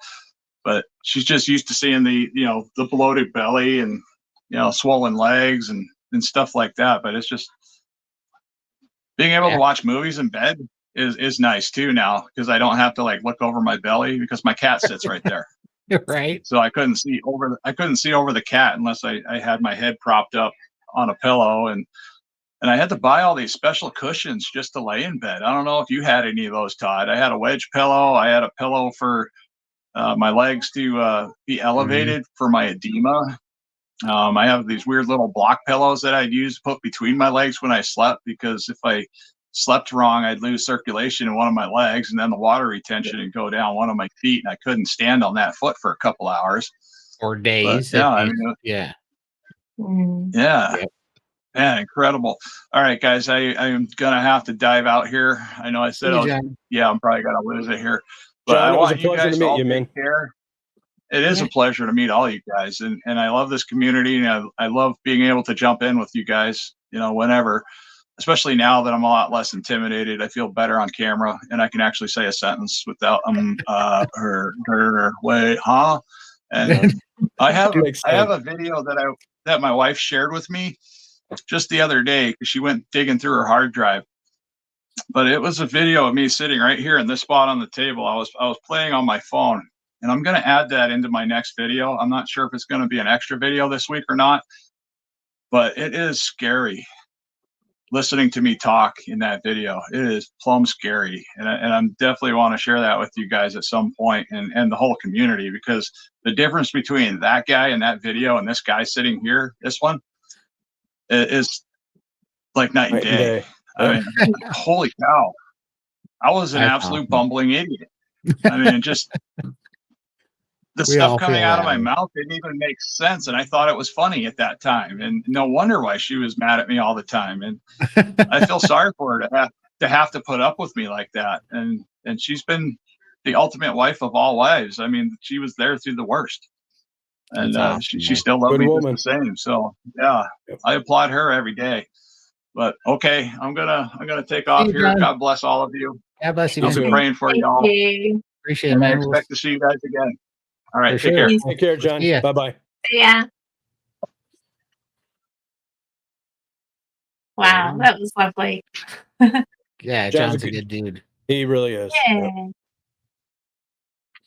All Feel right. free to jump in, anyone else, if you want to have a chat. Yeah, come Lovely on to in, meet guys. you all. If you just Yeah. want to chat, this is not our 700 plus. This was just this Members was exclusive. Yeah. This is supposed to be my members only chat, but I screwed it up and we just went with it. So it's my members only, not so members only dumpster fire of a live stream going on right now. But it's turned out fun. I'm enjoying it. I'm so glad John got to come on. Bill came in and said hi. Mike Shaw's in the house. Come on in. Meeting Wellness is here. Let's A lot see. of people. Yep. Yeah. I think we have a question in the star chat too. Oh, let Yes, me we pull do. it up. Sorry, we've been. Oh, there's Mike. Bring Mike on in here. There he is. Hey, What's Mike. going on, Mike? Hey, what's going on? Did you? We're I know. freezing here. Yeah. What's your temperature? Well, not as bad as yours, but I think we're down to -11 right now. Ooh. Yeah. That's Yeah, that's a shocker for you guys. yeah. Well, it's not. I don't think it is for Iowa, but it is for me because I moved here in March. From Texas and Arizona before that. Oh, So, yeah. That's a big difference my for you first- then, yeah. my first Midwest winter. It's fun. We have probably 20 inches of snow on the ground. It's gorgeous. I'm just pumped. Sorry. Yeah, Get excited. excited. Snow's like my favorite thing. Oh man. Yeah. I don't share your enthusiasm for it, but Few do.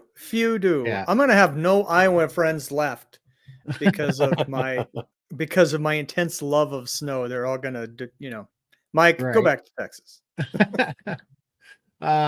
Janet. Oh, let's put that up. Janet, you want to read that, Lindy? What benefits are you getting from your vibration plate? I got one after I saw the one that Bill has, just trying to figure out the exercises from YouTube. So many benefits. Yeah, I mean, for me, is this, the lymphedema just moves off quicker. Plus, it's not Blood coming back. circulation. Yeah, blood circulation is not coming back. Neuropathy's coming back. Has Pain. killed mine. The pain. My knees feel great when I'm on it. Yeah, I stand on mine for 10 minutes at a time, and I do as many air squats as I can while I'm on it. And then I lay down on the ground and I put the back of my calves on it and I just let it run, because that's where I have most of the edema and lymphedema growing. And then, once I do that, then I'll try to do the worst plank you've ever seen, but I do a plank on top of it, and I get on my elbows because I like it, because it shakes the lymph nodes in my armpits, basically. And it just helps get everything moving. And I do that every day. The planking I only do for like 3 minutes, but at least it gets something moving.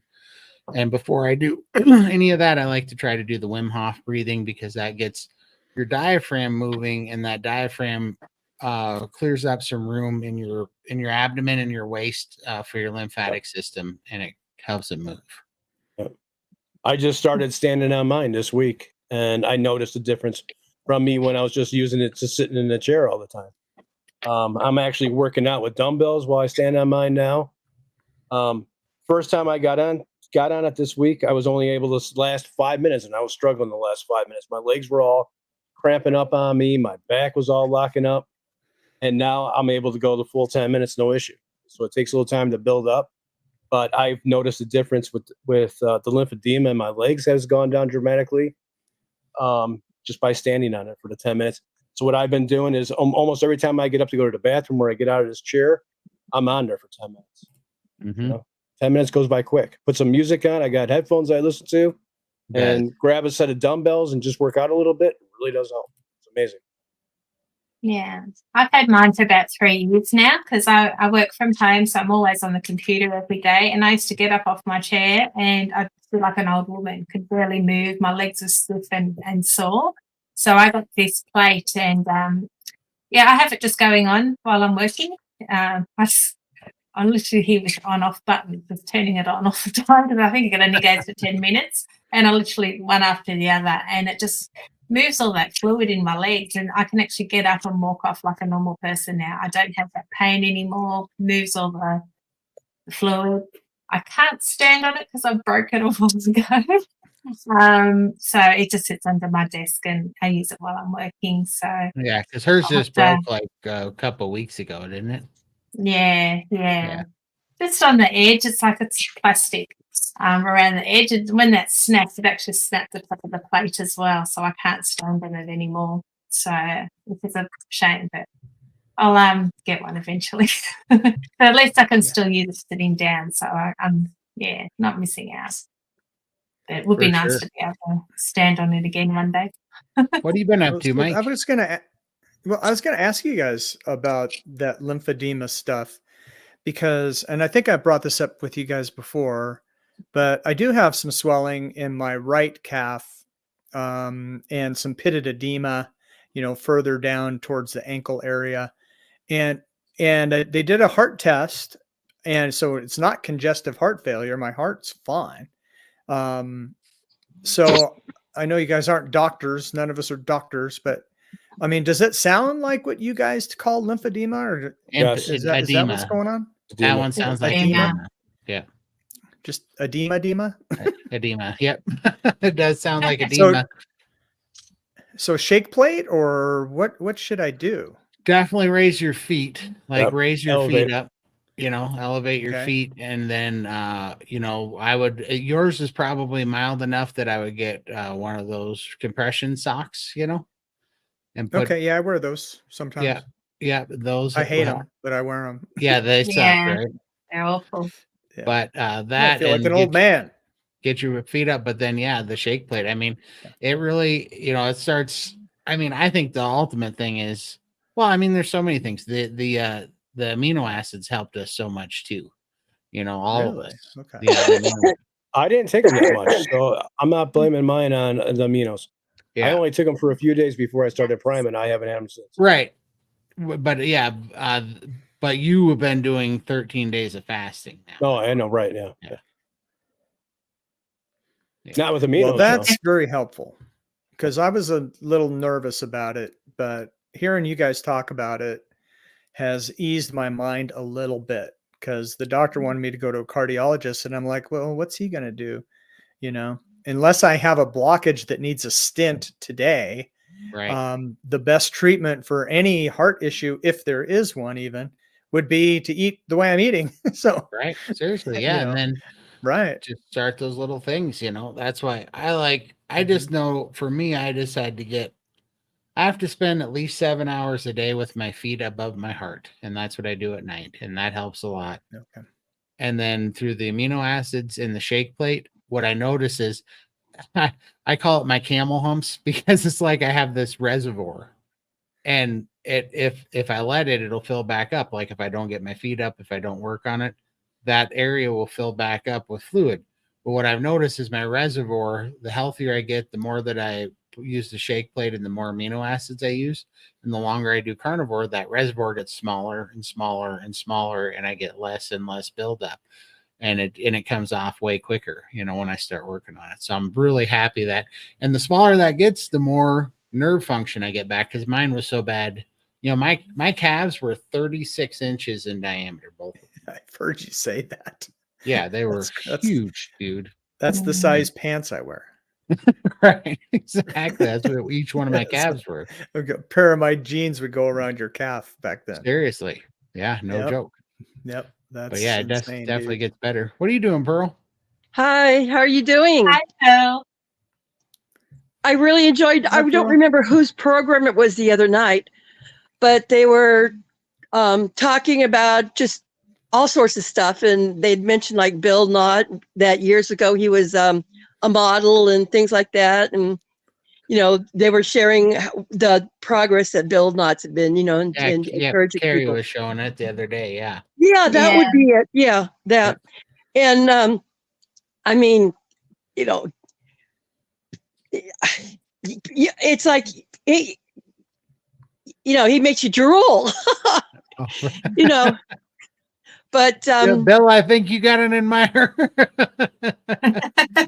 But sure. I've known he's pleasant and everything, and I've been watching him a little while. But everybody kept saying, how he had been drop dead gorgeous years ago, and I don't know a whole lot about his story, and I've heard that he's had just different aspects of his life, and so it's like he's got more people are starting to root for him more, because whenever you've had a time in your life when you've been in good health, and then you lose it, so it's like I think everybody's just like really a cheerleader for him now, because they want him to have his health back. I want everybody to rest assured this is as good as it gets. It wasn't better at a certain time. This is peak Big T here. Same as me. I never was a drop dead gorgeous woman or anything. In fact, my husband, he used to say, he knew I was insecure about myself, and he'd say, if Miss America walked in the room, I would not turn my head to look at her. Thankfully for him, she never walked in the room, It was never tested, yeah. But he's been gone now 13 years, and what took him was lung cancer. He had been in Vietnam. He was exposed to that nasty Agent Orange, That's what got my dad was But I was at the O'Fallon Sportsman's Club, 2 nights ago, because this is Saturday here. So this was Thursday night. And a week ago, it had snowed on Friday night a week ago. And I had to go out to my car, and it was real cold here in Illinois. It was real cold. And so I had bought some bacon on Thursday, and I left it in my car because it was like a refrigerator, like a cold ice box. Well, I decided I wanted to go out to the car and get some. Well, it had started snowing. Well, the clothes I had been wearing lately were in the washing machine. So I just grabbed a pair of jeans that I had prior and, slipped them on, was trying to go outside to go to my car to get the bacon. Well, they were looser fitting than I remembered. I mean, anyhow, as a woman, okay, Lindy, do you wear if you wear your pants, you wear them at your waistline, right?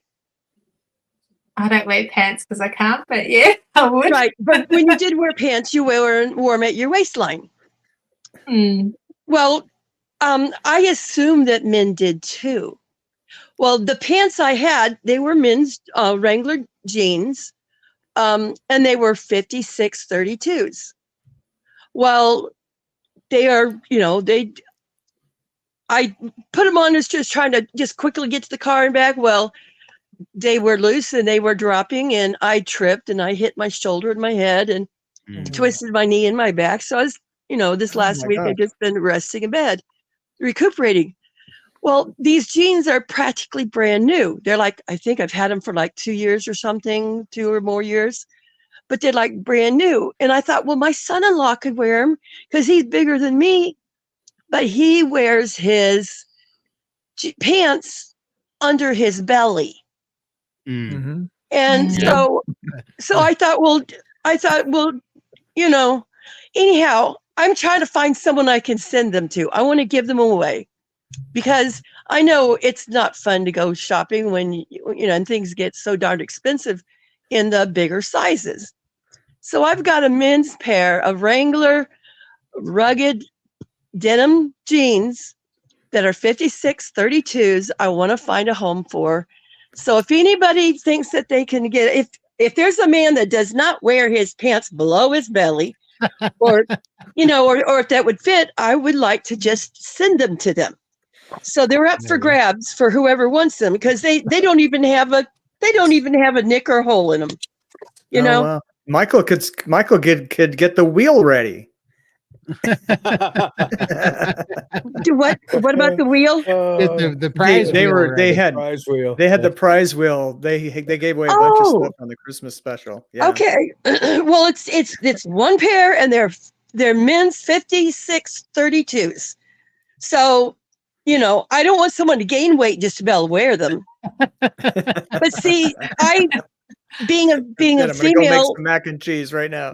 But being a female and my weight, I always knew I had a big belly, but I didn't realize how big my backside was, but to know that as a woman, I was wearing men's 56 32 denims. My son-in-law is bigger than me, and he wears a 50 32. And I said, what?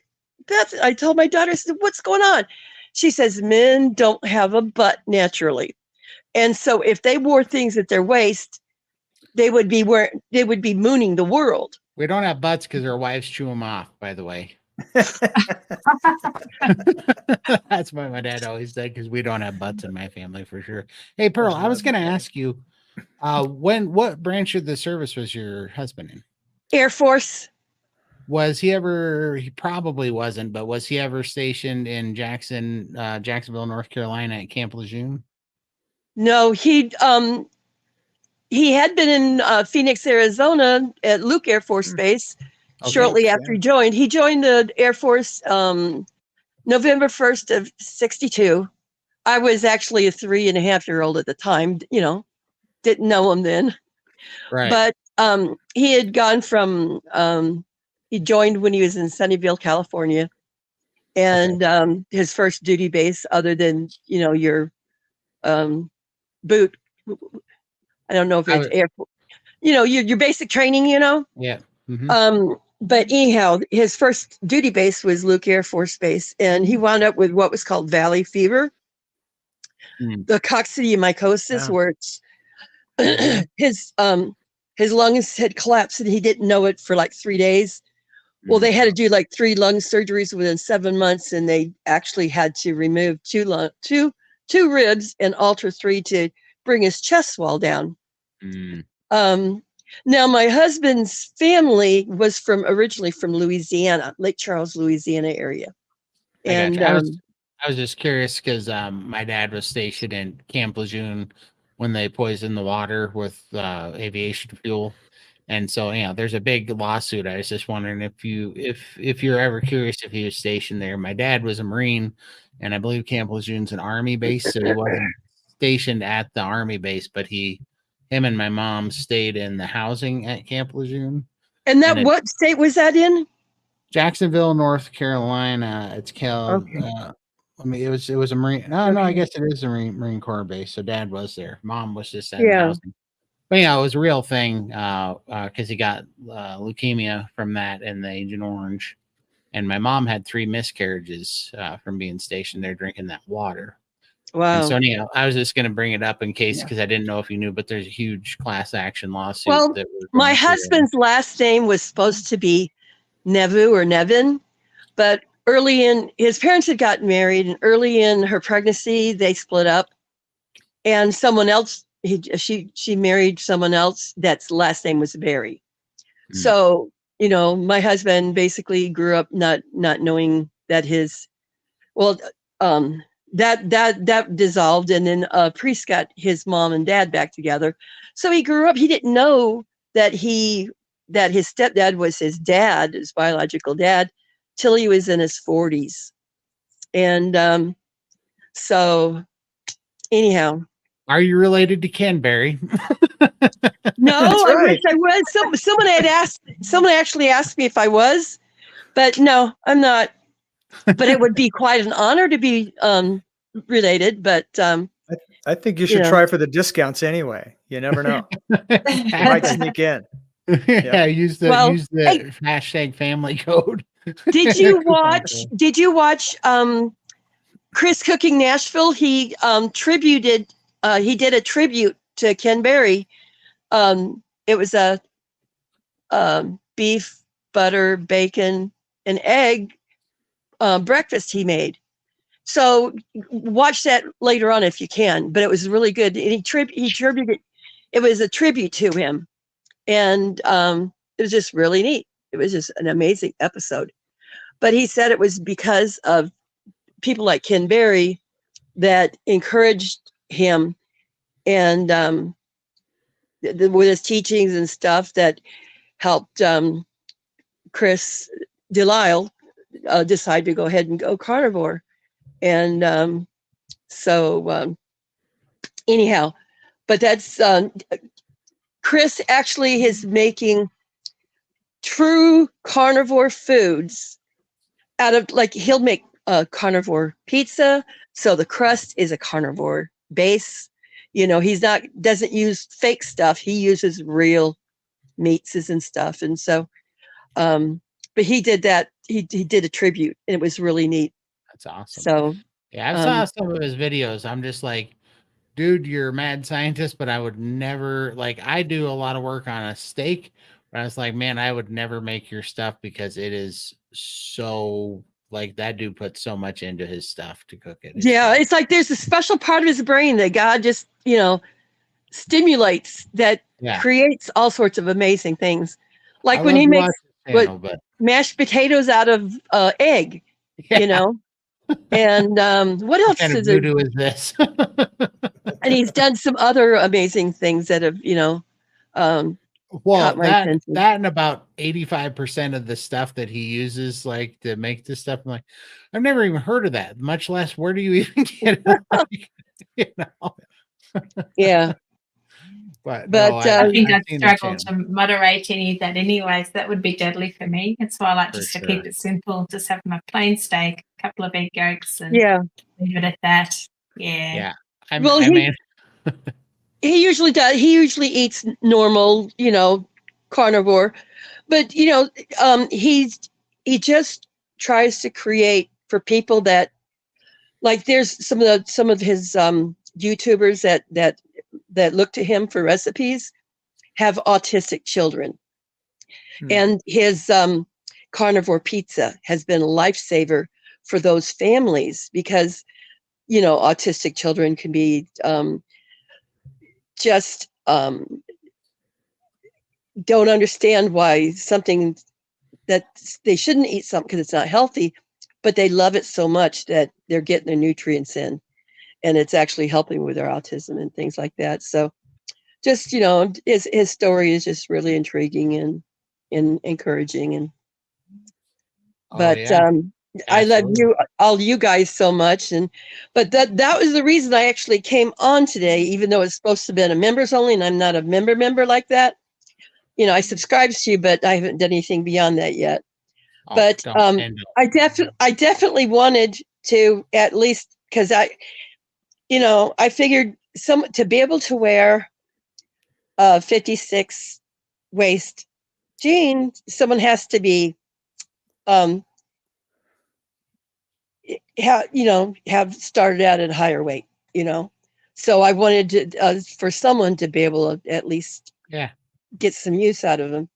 And I didn't want to embarrass you guys. Oh, what size pants do you wear? We don't care. Let's see if I can get this in there. So these are some of my old pants, which I haven't. Oh, wow. Look at that, dude. In yet. Look at those suspenders too. Hold them on with the Nice. suspenders. I love it. I have no idea what I wear now. That's cool, dude. Well, The suspenders are killing me. I know that Lindy has my email address. So if any of your crew believes that they can wear these, she can contact me so I can get them to you. No worries.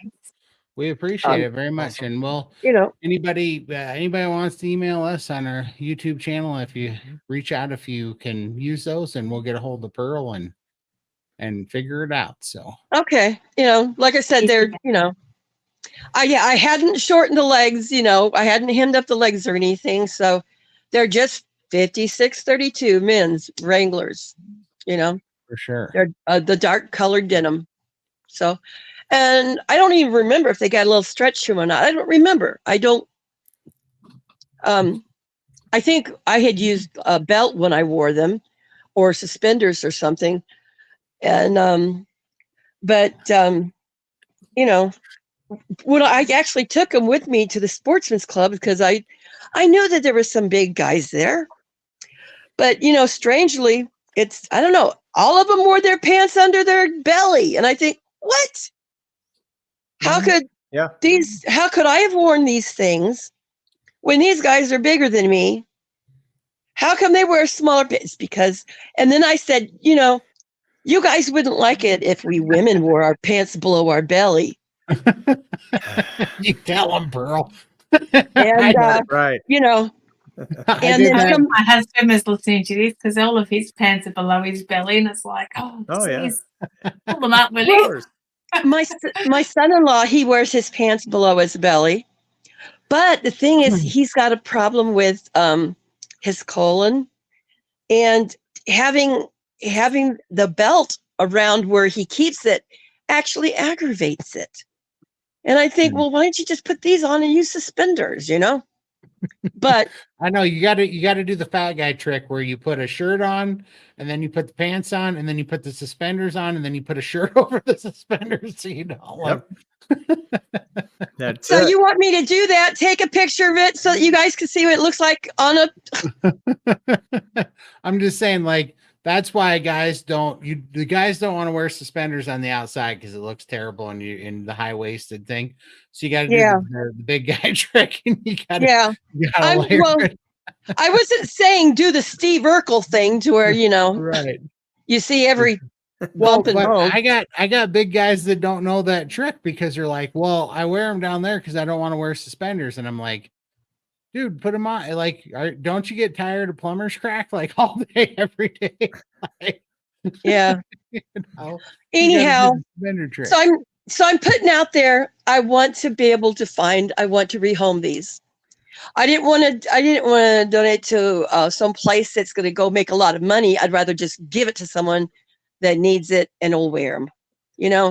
Right. Absolutely. Well, we sure appreciate it, and we'll definitely. We'll get the word out. Okay, I do appreciate it very much because, and my daughter's going, well, there's other big women out there that, can't find things that big. And I'm thinking, someone would have to be. I mean, Oh, there I she was- is. I was somewhere between 370 and 400. Hey, man. So now I'm around 240-ish, 240 between 240 245. Congratulations, bro. But I didn't realize how big my back end was until my towel started overlapping in front. Whereas there used to be like 16-inch gap with my beach Yeah. towel thing. Now it Yep. overlaps by over a foot, That's So awesome. That's and I huge. realized Really I good. thought, wow, so Great. but so I've actually my backside shrunk, which is nice. So That's but awesome. anyhow, That could be a T-shirt. For What- sure. I missed what I missed. What would the T-shirt say? My backside shrunk. Oh, well, we could actually truthfully say bacon and butter makes your pants fall off. There That's you for go. sure. Oh, Is it? Butter Yeah. Bob. Yeah. Butter Like Bob. the original. Yeah. That's the original right there. It is. I love that song. When I had heard someone say something about it some time back, and I finally Googled it and found it, and I thought, oh man, this is awesome, But like I said, I just wanted to find someone that was in between stages that the pants would fit them now, and then when they don't fit them anymore, they can give them to someone else and say, hey, these pants will go away all the way around the world, showing people that there's hope. Can you imagine if everybody that wears this pair of pants loses hundreds of pounds to where they don't need it anymore? Can you imagine Isn't if that a movie or 100 or something? 1,000 people get to lose weight in these pants? The pants don't make you lose weight. The carnivore does, Right, absolutely. Well, I absolutely, Pearl, and I sure appreciate you coming on and letting us know. We're gonna bring a few more people in here now, but I Okay. appreciate you chatting with us. We'll see you, Pearl. All right. Take Bye-bye. care. Take it easy. Love you Take care. bunches. Bye Love bye. you. Bye. Hey, I'm my just gonna pop out for a minute. I've got to put these birds away because they're being crazy. no So I'll be worries. back I in a can't minute. even hear him. Can't even hear him. I I'm gonna had go it back on and watch mute. football, but real quick before I go there, I just wanted to thank you guys too, because I've been eating more. So I'm pretty sure I was under eating and I'm feeling better. So thanks again. Yeah, like You guys are and awesome. keep us posted with that because I really do want to Yeah. track people's progress with that because Right. I Mhm. didn't think it either, and then I started doing it, and now Adam at Carnivore Today's doing it. I was talking to him, and I was like, "Oh, this is very Yeah. real." My carnivore calm came back. I was getting that old carnivore feeling back. It was great. So I thank you. I'm gonna go eat again right now. I appreciate Mike. Did you get Mike- the book? Oh, go ahead. Yeah, you got the book, right, Mike? Yeah. I did. Yes. Thank Okay. you. I Haven't would read it yet, but definitely, thank you. I would definitely look into getting that shake plate though for you, man, for your legs. Okay. I appreciate that. I don't have the funds right now, but Yeah. maybe there'll be an earthquake or something. That'd be great. No worries. Well, we'll see. We'll see. Maybe we can get in touch with kind of like a what do you call it? What do they call it? Influencer link or whatever with those guys. Because I know they reached out some other people, so maybe we can try to do that and help some people with it. So because I think they're Well, looking. yeah, I mean, I appreciate that. I think you gave me some other strategies that I can try. And like you said, it's not a severe case. So I think I'll Right be on. fine. But All you right. guys are awesome. Thanks. Have a great Appreciate it, night. Mike. We'll see Take you. care, Mike. Everybody, Thanks for coming we'll on. put your link. We'll put your link in the chat again. Yeah, I too. will. Appreciate it. See you, Mike. Hey, thanks for giving me the link, Hi. Lindy. You're How's everybody welcome. doing? We're doing awesome. How are you doing? Oh my God. Okay, Todd, I'm not blaming you, so don't take it this way. But the chat that we had the other night, it just like really made me realize a lot of stuff with the coal and stuff. So I'm not saying it was you, but I just on my channel, I just been on a coal rampage the last couple of days. No, I didn't say it was you, but I just was like, that's right. Like, he doesn't understand this and this. So I'm just going wild on my YouTube channel the last couple of days. That's good. I mean, look, I'm not, I don't know the guy at all, but what I do know is people in our position, if people haven't been, especially if they haven't even been anywhere close, like 300-400 pounds, even, like, they don't have a clue. They just don't have a clue. They have a lot of ideas, they have a lot of synopsis, and they might even get people to lose weight for a year or two, but it's not permanent. I know this is permanent because I know how freed I am from all the food addiction. I know how healed my body gets every day, and I know how much healthier I get every day, and how not just on food but on everything. I don't have the addictive personality anymore. I don't have the compulsive nature anymore. That this is the answer, right? It for Exactly. me and Lindy and so many people, Michael, we all have felt that. Like you've heard Lindy say it 1,000 times, the off switch is real, you know. Mm. And another never tip had you that. gave me was the bacon and eggs. I had a moment the other day. I was like, man, I wasn't gonna order or buy nothing, but I just wasn't feeling in control. And I went and I made me some bacon and some eggs, and I put a slab of butter. And I didn't even finish the rest of the eggs, and I was like, whoo, I don't want nothing else.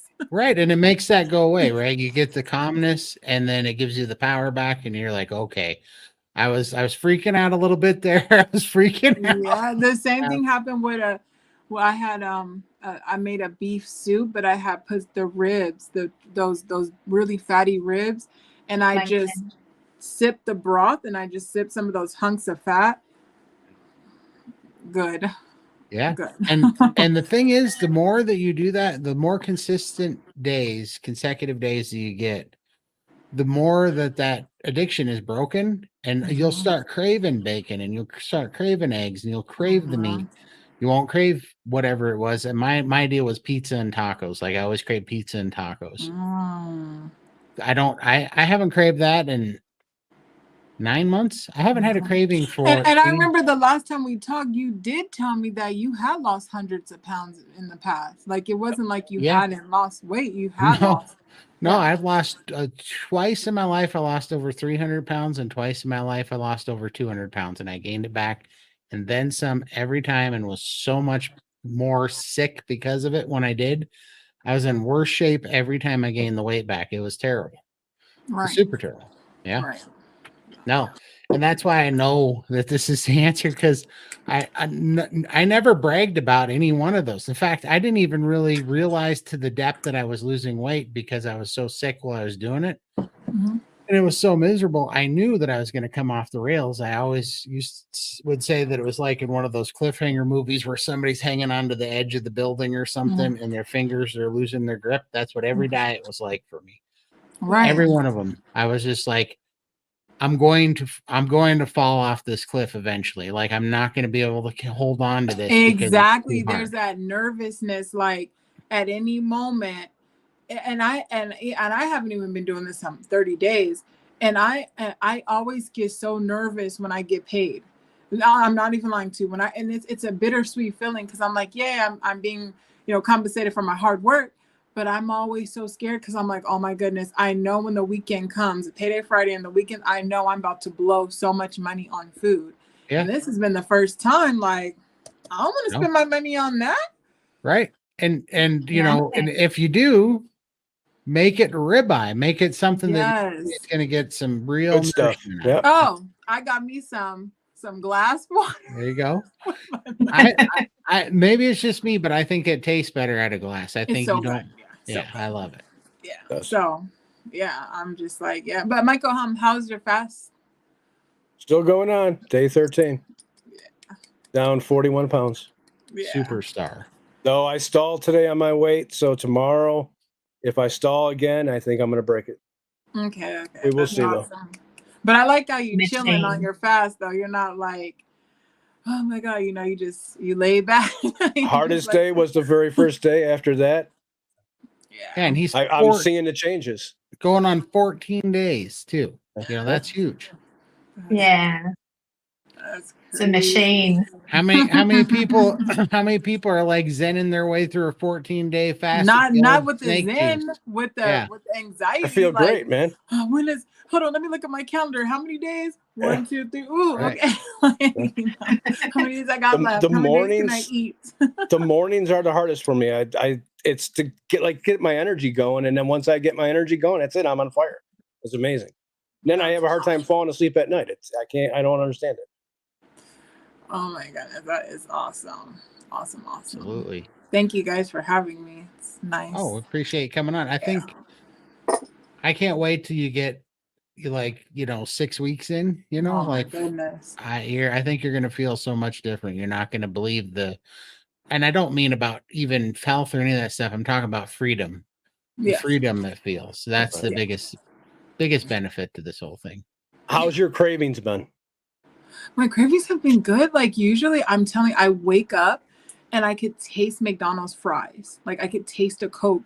And I was just like, and I was saying this on my channel. I was like, man, I know today I'm just gonna order it because I just want to have peace. I don't want to be annoyed with that craving. So usually I would get up and I would get large Coke, extra ice, get my fries just so I can be good for the day. And then I end up wanting it again later. But I've been getting up good. I have my lemon water. Like I just broke a 20-hour fast on my first meal. I fasted for 20 hours. Yeah. And I broke my fast today at 1. I had my bacon, eggs, and butter. And then I just been sipping some water, and yeah, I'm good. That's awesome. Yeah. That's amazing. Which is crazy because I don't know who this person is, because I was literally just talking about this tonight. I could eat from the morning I get up to 2:00 in the morning. I could just keep going. And I've had my We all been sister, there. Huh? people say like, you still hungry? Because they don't That's an understand addiction. that with insulin resistance, you have no satiation and no leptin sensitivity, which is your satiety hormone. You do not have receptors for that in your brain when you have high levels of insulin in your body and you're insulin resistant. And so you can't shut that off. And so for somebody, I mean, literally how I look at it, because it's the same mechanism. It's like telling somebody to hold their breath, right? Yeah. It's like, okay, you might be able to hold your breath a really long time, but you're not going to do it indefinitely, no matter what. Your brain is going to take over and it's going to tell you so intensely to breathe that you're going to have to take a breath. And that goes the same way. When you don't have a satiety hormone, when you don't have leptin sensitivity, your brain's going to tell you, just like as bad as it wants that breath, it wants that food. And it's going to tell you just that loud, just like it wants that breath to eat. And we can hold it off for a long time, but we cannot do it for forever. And that's why when you heal through carnivore, you get leptin sensitivity back. And then our problem becomes not eating enough. We end up under eating, you know? Yeah. And by the way, just so people know, I had weight loss surgery. I had a sleeve gastrectomy. And people ask me all the time, they're like, what happened with your surgery? I'm like, don't talk to me about that damn surgery. Like, you know, my mom has gastric bypass and my sister has lap band, and they both failed and they both ate through it. Same with Lindy. Yep. Yes. Yeah, me too. Yeah. It's not a quick fix. It's not helping the root cause. You've got to fix the root cause before you can get anywhere. Yeah. For 20 years, I thought the only way I would ever lose my weight is by getting gastric bypass surgery. I wanted to get dual adrenal because I thought that was the only way. And I tried so many times to get it, and I am glad that I wish I would have done this 20 years ago, but this fantastic. I love this. Yeah. I'm going to hit this question real quick. Kathy's carnivore journey. Todd, how long did it take you or how long did it take to get for that confidence and freedom? My camera. And freedom from addiction. Yeah. For me, so this is a little bit of a hard question, and it's not. I did carnivore for 3 months unsuccessfully, as far as I had all the cravings before I did I did ketovore for 3 months unsuccessfully before I did carnivore. But I finally had to get so strict that I did BBB&E, so that's beef, butter, bacon, and eggs and salt. And that was all I had. And I had to do that for 5.5 weeks. And that was when something switched over. And while I was doing that, my addiction was to soda, diet soda, regular soda. Didn't matter. Energy, diet, energy drinks. That was soda was where I got all my calories when I was young, and where I gained all this weight because I drank my calories. But I didn't get free from that until I started doing basically a sparkling lemonade. I would take sparkling water and lemon juice and liquid stevia and electrolytes, and I made my own drink out of it. And that was my crutch during that time. And after 5.5 weeks, I didn't want it anymore, and I didn't have any craving for any of those sodas or diet sweeteners or anything. It was completely gone. And lo and behold, I didn't have any cravings anymore either. But while I was doing that, I had to have that protocol where I had to, every time I was having a freak out, like a high anxiety freak out, and I was wanting to order DoorDash and get a pizza and whatever, I had to listen to it every time. I had an emergency protocol, and I would go eat as much bacon and eggs as I could fit in my stomach. And the reason was, as I understood that I didn't have leptin as a satiety hormone, but our second satiety trigger in our body is the stretch markers in your stomach. So my goal was to take healthy, quick, and easy and high-fat carnivore food, put it in there until I stretched my stomach to make the hunger switch go off in my head. I would force it to go off by eating to stretched full. And I did that every time I had a panic moment. That kept me carnivore, and after 5.5 weeks, I was free. And I haven't drank anything but water since. I haven't had caffeine. I haven't had sugar. I haven't had artificial sweeteners. I haven't had anything but animal products like eggs, bacon, with the exception of some hot sauce. I like vinegar-based hot sauces and pickled jalapenos because I crave vinegar because it helps me digest meat, basically. And that was something I added in. After 9 months, I added it back because I realized that it wasn't hurting me. So I still occasionally use hot sauce and I'm doing Lion Diet, so I'm not doing any of the pickled jalapenos. But I was doing that. But anyhow, What the switch. electrolytes do you use? Because I know a lot of the electrolytes have the stevia in it. So what? Yeah, what some do of you them use? do. This was the only way. I should clarify that I stopped using the electrolytes after I don't know, about 6 months. But these ones do have a little bit of liquid stevia in it. It's Dr. Oh, I Berg's. have that one. I have that one unlimited. But is it like Tastes not terrible. Hmm? Tastes terrible. Sweet. Too sweet. Oh my god, I can't Yeah, stand it. but I need an electrolyte because I think really because of the surgery that I had, I can't eat a lot of food. Right. I'm noticing I get crazy full, and I do need the electrolytes because just my potassium and everything. So like, what can I Absolutely. use? To use this one, you can still use this, but only do it, the only sweet you're going to get. I don't know why. I didn't have any triggers from this. I think because it was so disgusting that I wasn't like, oh, this is tasty sweet. I was like, oh, this is nauseatingly sweet. Yeah. So this Disgusting. didn't bother me. Yeah, I think I'm a message Berg. I'm a message Berg, and I'm gonna just seriously, like Berg. Listen, you're a brilliant man. Okay, why is that electrolyte powder so dang sweet for one serving? It feels like I'm eating like a. Well, and you know how many of these I took? Like every day I was drinking 5 scoops of this a day because if you listen to Dr. Berg, and he was the guy I was listening to at this time, you need 4,700 milligrams of potassium a day, which is just under 5 scoops, because there's 1,000 milligrams. And I did believe that ratio was right for me. Definitely made me feel better. But yeah, this one, when it came to electrolytes, I didn't care because the electrolytes were making me feel so good, and they were so gross. I had to force them down every time.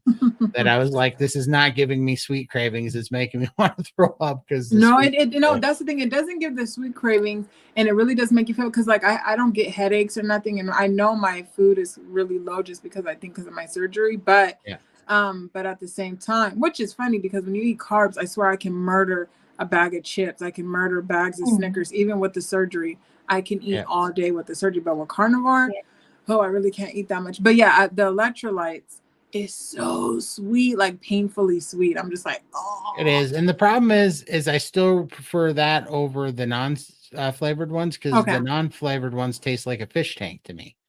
I mean, they're just like salt water and fishies. I can't stand them. I'd rather just take the pills. That's what I do. Oh, okay. That's a good idea. Okay. Uh, Maybe I don't mind maybe all of that. us, we can, as a business, we can one day we can just create the perfect electrolyte drink for carnivore. for sure. For sure. Yeah. Let's make a freaking egg flavored one. I'd rather eat an egg flavor, like a salty egg flavored. Steak flavor. Yeah, like put it on your, make it salty and put it on your steak instead. Right. Eat it through putting it on your steaks and in your eggs or something. Yeah, something. We got to do something. We got Need to patent that idea. we got a question. Patent that idea before someone runs out of We got a question for Maya. Okay. Yeah. Hold on. I'm sorry. 1 second, because I gotta look at the screen because I got a bad eyesight. All right. Lenny, read it for her. Yep. Can Maya tell a little about her channel? Is it a carnivore channel? How did she find you guys? Okay. So number one, my name's Maya. Maya, sorry. I'm sorry. It's okay. Maya. Oh my goodness. He's simple. Maya. He's simple. I am simple. Dr. Baker even said that too. Yeah, a doctor has a diagnosis as a simple clinically diagnosed you that way. Yeah. It's fine.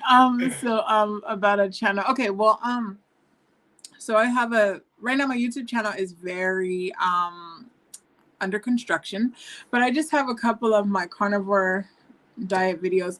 But I recently stopped making carnivore diet videos because I was making videos based on how much weight I was losing every day, and I want to do the carnivore diet as a lifestyle, not just today I lost it. I feel like I'm bringing in bad habits. So I haven't posted any recent update on my progress, but to make it quick, I started on December 15th at 465 pounds. The last time I weighed myself was, I think the first week of January, I was 442. And then Coach Raymond gave me a challenge not to weigh myself for the rest of January and just focus on carnivore. So the last time I weighed myself, I was 442 pounds from 465 pounds. I'm going to do a weigh-in on February 1st. But I found these guys from Lindy because I saw her story on Steak and Butter Gal's channel, and I started stalking her, and she had seen my channel because I had actually lived with Cole Robinson on the snake diet way back in the day, like 5 years ago. I went to his fat camp for a year in Canada. So that's how a lot of people kind of know me because of my fat camp days in Canada. And yeah, I'm here now trying to do carnivore because just I've been through so much. Well, my highest weight at like 24, 25 was 512 pounds. And I've been between 400 and 500 pounds my entire life. I don't even think I've been 200 anything or 100 anything or 300 anything under the age of 18. And I just lived a life of just morbid obesity. I had weight loss surgery in Mexico.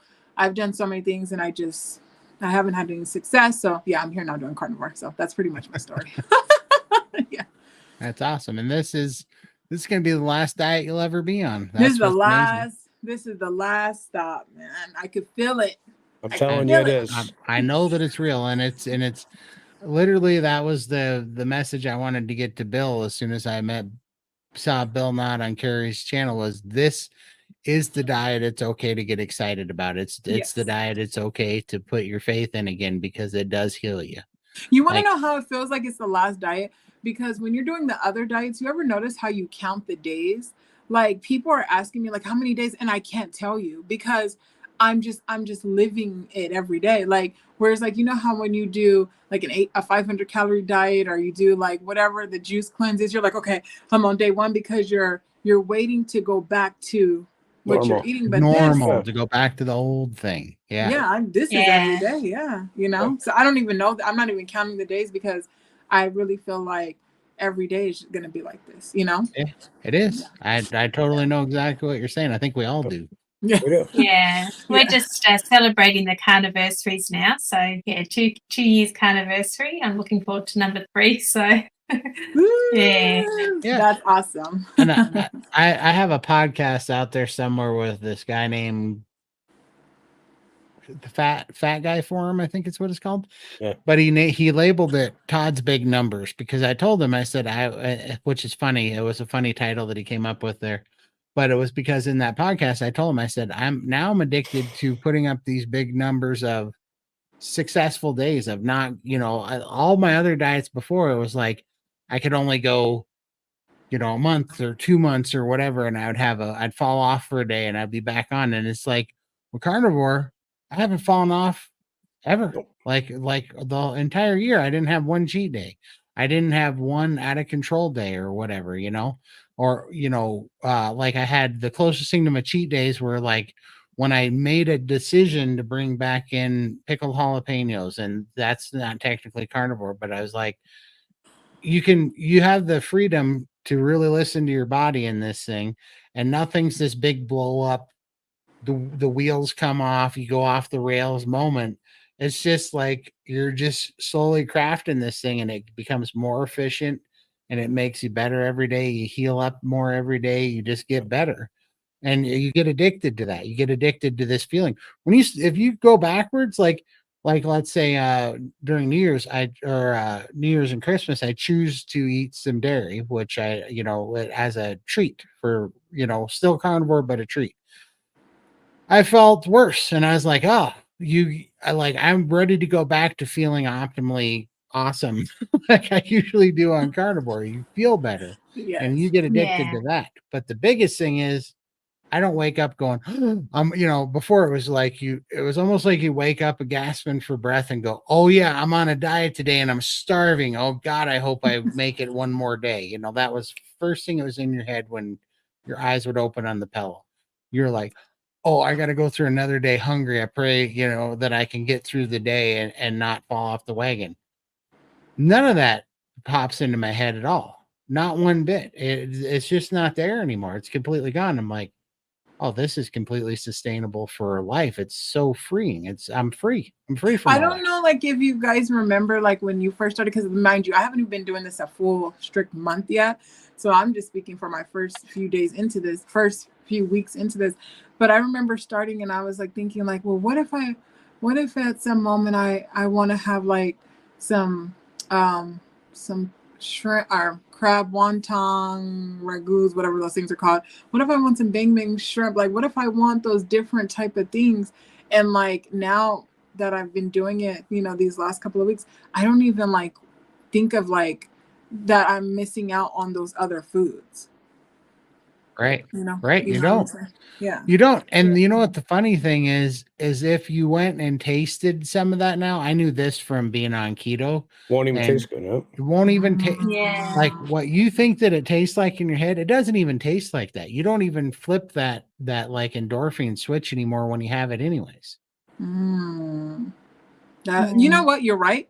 Because, and see, this is rookie moves. I had got me some beef jerky because I'm like, okay, I'm gonna give me some beef jerky. I got the Jack Links, and I didn't know that Jack Links has like a bunch of sugar in it. So I'm sitting there eating the jerky, and you guys, I felt like my mouth had just a bunch of sugar.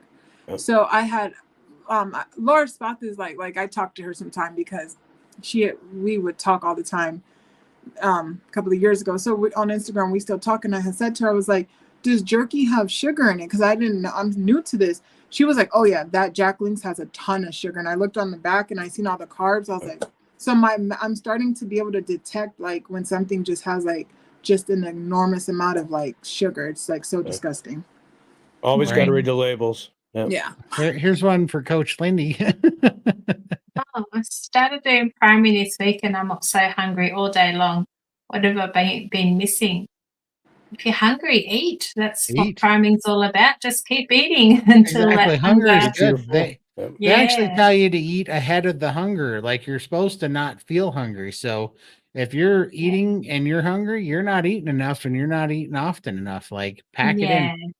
And never let your tank go half full. You want to be half empty. You always want to be above the half full line. Absolutely. Otherwise, that's when the cravings and stuff happen. But yeah, definitely keep eating. And I know day 3 of priming, my hunger actually ramped up because I wasn't hungry. I was kind of forcing it down until day 3, and then I was like, oh my God, I'm going to eat a Todd meal.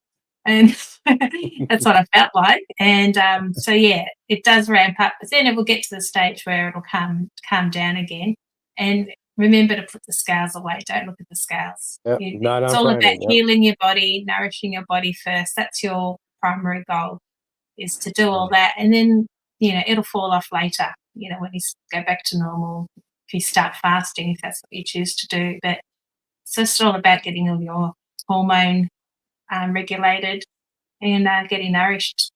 So keep eating, enjoy. Yeah, That's why I like those soup. I like doing the soups, like putting like the beef ribs and like a soup, because as soon as you have that bowl of There's a Todd meal right there. oh, I you'll be stuffed with that. right, and I'll take it down. And you know what? What was crazy was when I was first doing this, like I was only eating less than one of those steaks a day. Now I'll eat that in a meal, and not only do I not feel guilty about it or have to feel bad about it, I will feel better and I will lose weight and I will get stronger every time I do that. When your body, now keep in mind, my body's not telling me to go eat a pizza and I eat that instead. I wake up, my body goes, you are eating steak today. Like I'll just know it in the morning and I'll be like, oh, I'm about to do some damage on a whole lot of meat today. Like I know it in the morning when my body's in that mood. Like I knew it yesterday, and I had 4 big old ribeyes yesterday that I ate yesterday, and I took down 2 at a time in 2 different meals yesterday. And I had probably 6 pounds of meat yesterday, and I woke up feeling fantastic today. Well, you guys know, my brain wasn't right after that 5-day fast. I was missing words. You were off, yeah. Yeah, and now I'm back to normal. Well, as normal as I get, but I'm firing it on all 3 cylinders. Yeah. Do you eat butter with your steak, or you just Right now, I'm not. No. And this will be like, I was talking to Raymond about it too. I had to, so I'm on Lion diet right now, and I even stopped eating salt. Now, I'm not advocating to stop eating salt. This is something I'm experimenting with because I was eating a ton of salt, and I have this fluid that I'm still working on edema. So I just want to see if it'll help. But doing Lion diet and no salt was a little bit too restrictive. I was like, man, this meat tastes terrible. And you know what I was craving? Like I always crave? Vinegar. I was craving vinegar so bad. And so I finally broke down yesterday, and I told Raymond about it, and I had some Tabasco sauce. I'm like, I don't know if this is a big deal, but Tabasco, or as much as I want to. Oh, yeah. Ground beef is cheap. Yeah. Well, I don't know your finances, but ground beef hits the spot. Like ground beef and egg yolks. Yeah. And even a brisket. Oh, my tripod fell. Yeah, ground beef and egg yolks. Yeah. Are really good, for a budget for sure. And then brisket isn't too expensive there, is it? Because I do a roast brisket and it lasts 3 days. Yeah, you can get where I'm at. You can get a 20-pound brisket at Costco for about $4 a pound. So it's a lot up front, yeah, because it's a 20-pounder. But man, for as much meat as you get at $4 a pound, it's a pretty great deal. And yeah, I was sleeping on slow cooking brisket in a crock pot. Like I didn't think that'd be good. It's great. Slow cooked brisket in a crock pot is awesome. Yeah, make it really soupy. It's nice. And then you can even put a bit of egg in there, do like an egg drop brisket or something, or a bit something different. Yeah, it's real good. But yeah, eating standard American diet is expensive because you have to buy so much. And you're always hungry with that and eating junk food, and you're never satisfied. Yes. And then now with the Uber Eats, you're constantly clicking on your phone, ordering something. Oh yeah. Yeah, I think Uber Eats stock dropped when I went carnivore because I was spending some money. I had some months where I spent $3,200 in a month on DoorDash. I'm not even joking. Yeah, $3,200 in a month on DoorDash, and I was like, okay, things are gonna have to change. Todd needs an intervention. They had to do what's it called when they had to cut employees when you stop. Yeah, they did. They're like Christmas bonuses didn't go out when I went carnivore. That's a fact. Yeah. It was bad, and I knew it, and that was me and my mom both doing it every day. But yeah, it was a problem. Now I'm looking right now, my food budget, and I, I know I'm in a kind of an area of the country where it's expensive, and I know I eat a lot of ribeyes, and still my budget went from that to about $1,200 a month is what I spend on meat now, and that's eating the way that I eat, like like what I eat. I'm eating a lot of I had 4 ribeyes yesterday, and eating all that I want and expensive cuts of meat, and it's still only $1,200. I'm saving $2,400 a month from my old habits of just ordering ridiculous pizza and junk every day. And because the thing is, you don't order snacks. I don't snack. I don't drink any. I don't buy. This is the only thing I drink is these waters, which are, in comparison to especially as little as I drink now, cheap. But I don't spend money on soda. I don't spend money on chips. I don't spend money on desserts. I don't spend money going out. I never go out anymore. I never order out. I always eat at home. And then we've said this 1,000 times, but I also don't spend money on like aspirin and Advil. And Michael made this the other day because I have a fireworks business and I sell fireworks during New Year's and the 4th. And I had to download the app because my kids working at the fireworks stand over New Year's wanted DoorDash, and so I ordered them Chipotle for the kids at the fireworks stand. And Michael made this because he was being smart aleck. That is hilarious. Well, but so true, because I was like, I was spending some serious money on DoorDash because where I'm from, first of all, I'm in an expensive area of the country. And second of all, I'm out in the country. So you have to make usually minimum orders of like $80 to $100 to get them to come here. And and you will pay the service fees, and you will. And if you're a nice person, you want to tip the person bringing you your trash, Yeah, exactly. You want to tip your drug dealers, so you got to keep them. You got to keep your palms greased on your drug dealers. That's exactly what it was every time. And so yeah, it was horrible. And man, it's just the way and it sometimes was. like I was in a mood, I would be so happy to get it delivered. I'm like over tipping. Like I'm like, oh here, $8 here, take $10. And they're like, oh, thank you. Because I'm so excited. Like I'm about to get the thing that so now I'm spending too much money, even more money. Absolutely. Yep. Yeah, I know. But and then think about, the things you might not know this yet, but I laugh all the time because we save money on, we don't buy Pepto-Bismol and, Mylanta and Tums and all these drugs that we used to take all the time. I don't have sick days anymore. I don't buy, maybe a quarter of the toilet paper I used to buy because, this is the gross part of talking about it, but I only go to the bathroom every 4 or 5 days, and they're not the Taco Bell messy poops where you got to use a half a roll of toilet paper to clean up the aftermath. It's like it's like this normal whatever. It sounds crazy, but I know what I was spending a month on everything that I needed before and what I spend a month now, and it's a fraction. It's like 1/3.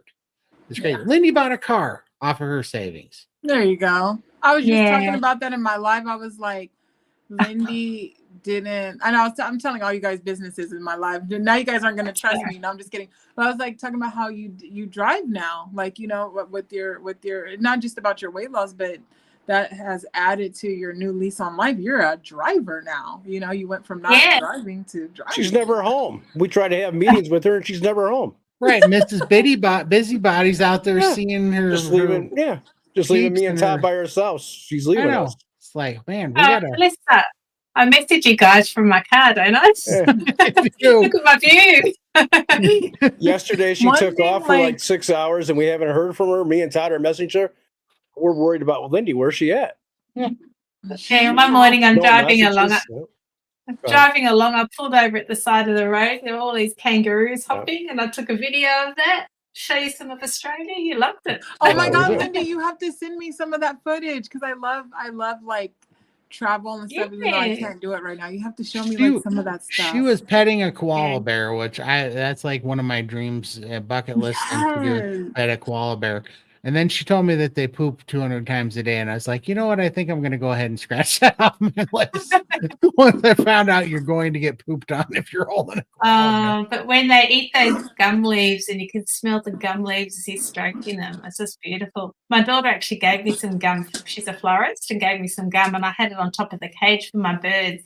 And they're sitting on my shoulder, and you can smell the eucalyptus in their breath, and it's so sweet. Now I love I it. love eucalyptus and mint. One thing I Yeah. wanted to share with the on this live is that at my job, because my supervisor knows that I'm like a crazy mantic person. I'm always all over the place, and I can't stay on the phone all the time without having an episode, you know, at least for 10 minutes. So he'll randomly come to me and give me time off the phone. He'll just be like, hey Maya, here's some time, catch up on some emails, da, da, da, da.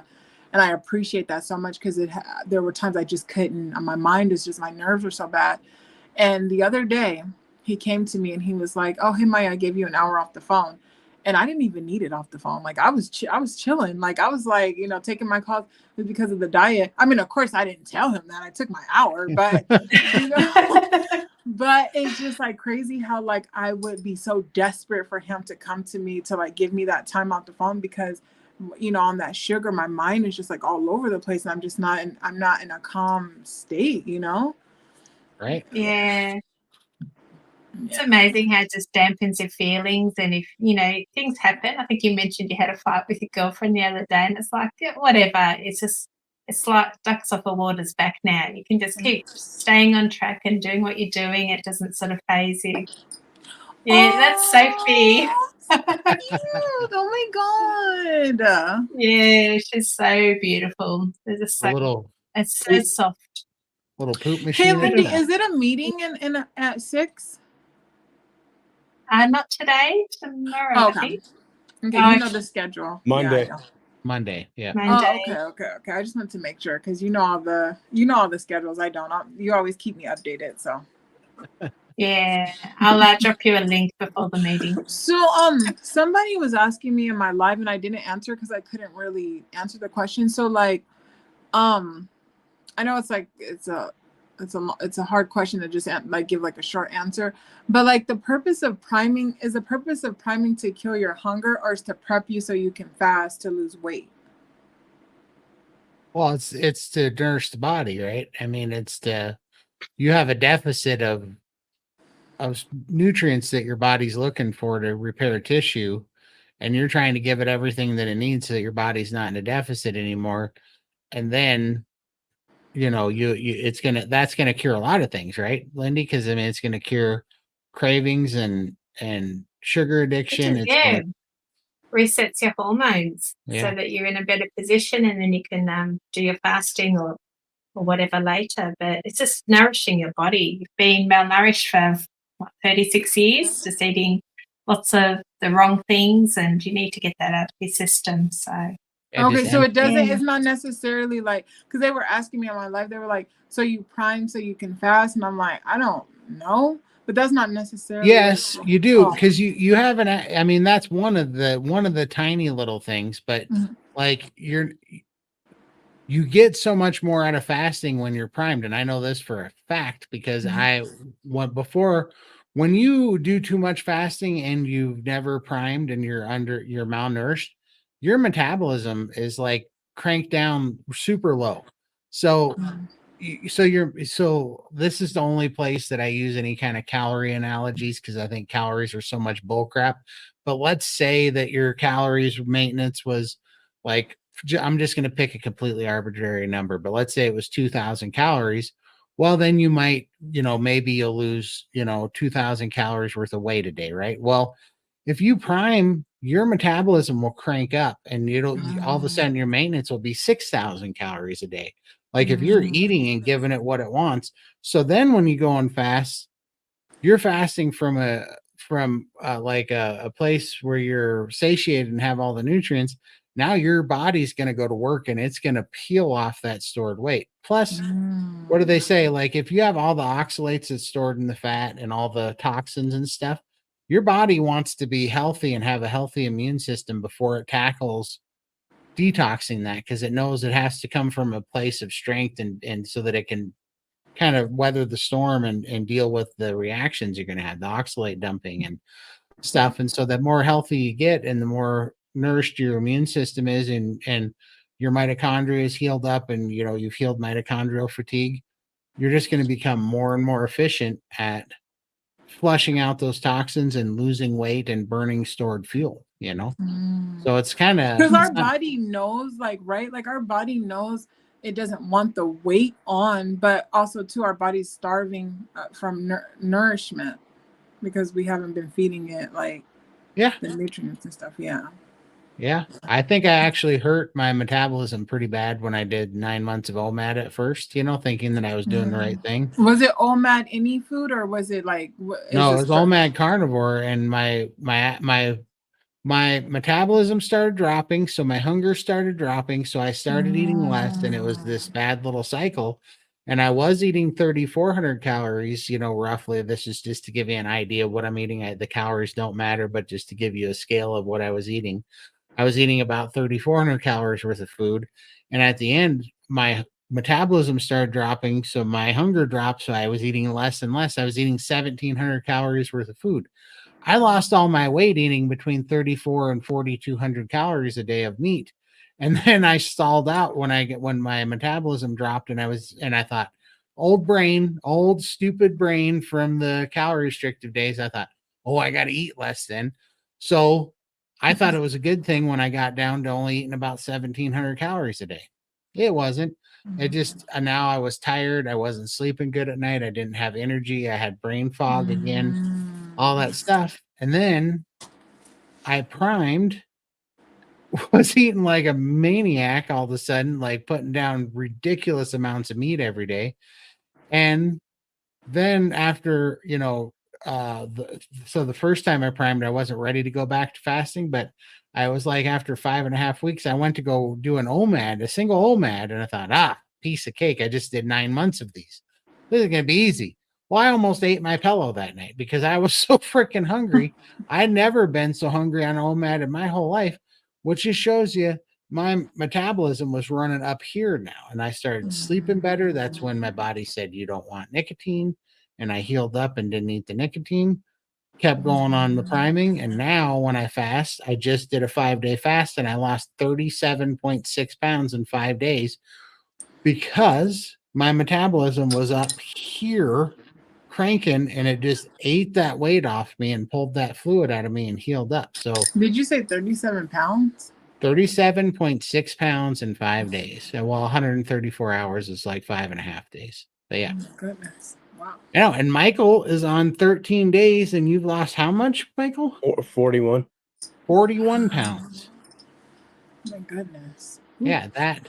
And I don't think, and Michael just finished the fasting protocol before the priming protocol before he fasted. Wow. Yeah, 3 weeks priming. Yeah. So Awesome. yeah, it works. I'm a fan. Like, if you couldn't tell. Yeah. You have Instagram, Todd? Yeah. Yep. It's same as my YouTube handle. It's at Carnivore Cure. At the Carnivore Cure. Okay. Yep. YouTube, Michael. I'm gonna add you guys on Instagram. I do, but I don't really post anything up there yet. Okay. It's Carnivore Michael. I wanted to start stock you guys' food pictures. I have a lot of food. That's pretty much all I put on there is food pictures and funny memes. Okay. That's for you, Michael. Yeah, I'm still fasting. Going towards day 14 for me. My weight stalled today, and I'm going to see if it stalls tomorrow, and then I'm going to stop. If I stalled, if not, I'm keeping going. Mike Shaw, I'm stealing this idea for an episode name one day. We're going to call it The Incredible Shrinking Humans. There we go. Fasting Fat Man. Awesome. Not for long. Not for long. Can we hear all of you guys' starting weight on your carnivore journeys, just to recap? Yeah, but I don't know my exact starting weight. What I did was, when I could finally get on a scale, I was already carnivore for 4.5 months, and so I took my next 4 months of weight loss, and I took that average that I was losing every month, and I went backwards Mhm. and added it back in, and it was 715 pounds is where. Oh, so okay. So when you had started carnivore, you your weight couldn't take the scale. No, not I couldn't. My calves were 36 inches in diameter each. So my legs were so wide I couldn't fit them on a scale was my problem. I had so much lymphedema and edema. Okay. So, but I somewhere between in my mind, because you lose the most water weight in the first few months. Yeah. So in my mind, I was somewhere between like 715 pounds and like 750, somewhere in there. Is what I think I was at. It's incredible. You get to a certain point where you don't even know what your highest weight is because, how can you? I couldn't stand up for 90 seconds at a time. I was on oxygen and I had been stuck in a recliner, and I lived in a recliner for 2.5 years. Like I wasn't up there trying to get accurate on the scale. I didn't think I was going to wake up the next day. See, and I'm not going to mention any names, but this is what I was talking about earlier when certain channels that have huge followings were saying that our problem is we don't leave the house, we're shut-ins, we don't go out in public, we don't take on life, we're not living, we're scared of everyone, we're scared of people, we're scared of what we think, really, when no one cares about us. And I'm just like that. It's not that simple, No, it's not. And that's exactly why me and Lindy, when we talked, made this show, made our tomorrow show, the 700 plus and counting down, was because we knew when we were talking, we were like, oh, it's nice to talk to somebody who's been there, like went through it. And then we're like, I wonder if we just talk about this out in the open, these things that we resonate on, if that'll ring a bell for other people, that it'll resonate with them, and they'll be able to maybe come find us and see if we can help them. That's exactly what this whole thing is and about. everybody on this live is like, we're all come from different places. Like Lenny's from Australia, Michael's from Chicago, you're from Montana, I'm originally from California, I'm in Houston. Like we're from all different, and we all same stuff. Absolutely. We all share that in common, Yep. Yeah. And I wish I had shared my story a lot earlier when I started, but I thought I would fail. This was another diet that I was going to try. Didn't think I was going to fail. There was nobody out there my size doing it. And I was hiding from the world still. And it wasn't until sort of Bill's story came out and I'd lost quite a bit of weight that I had the courage to get out there and show my story, just so that he could see and say, look, this is working for me. You're on the right track here. Keep going. You can do this. And Todd came out at the same time, and that's when we connected. It was like, geez, there's a lot of people out here that are just hiding, and we want to get to those people and show them that this is an option, and be here to support them and be, hopefully a beacon and inspiration, give them a bit of hope. They can dig themselves out of that hole and find their way again. So that's why we're here. But, Did you feel like you wish you took more video, pictures and stuff like that of your progress? Yes.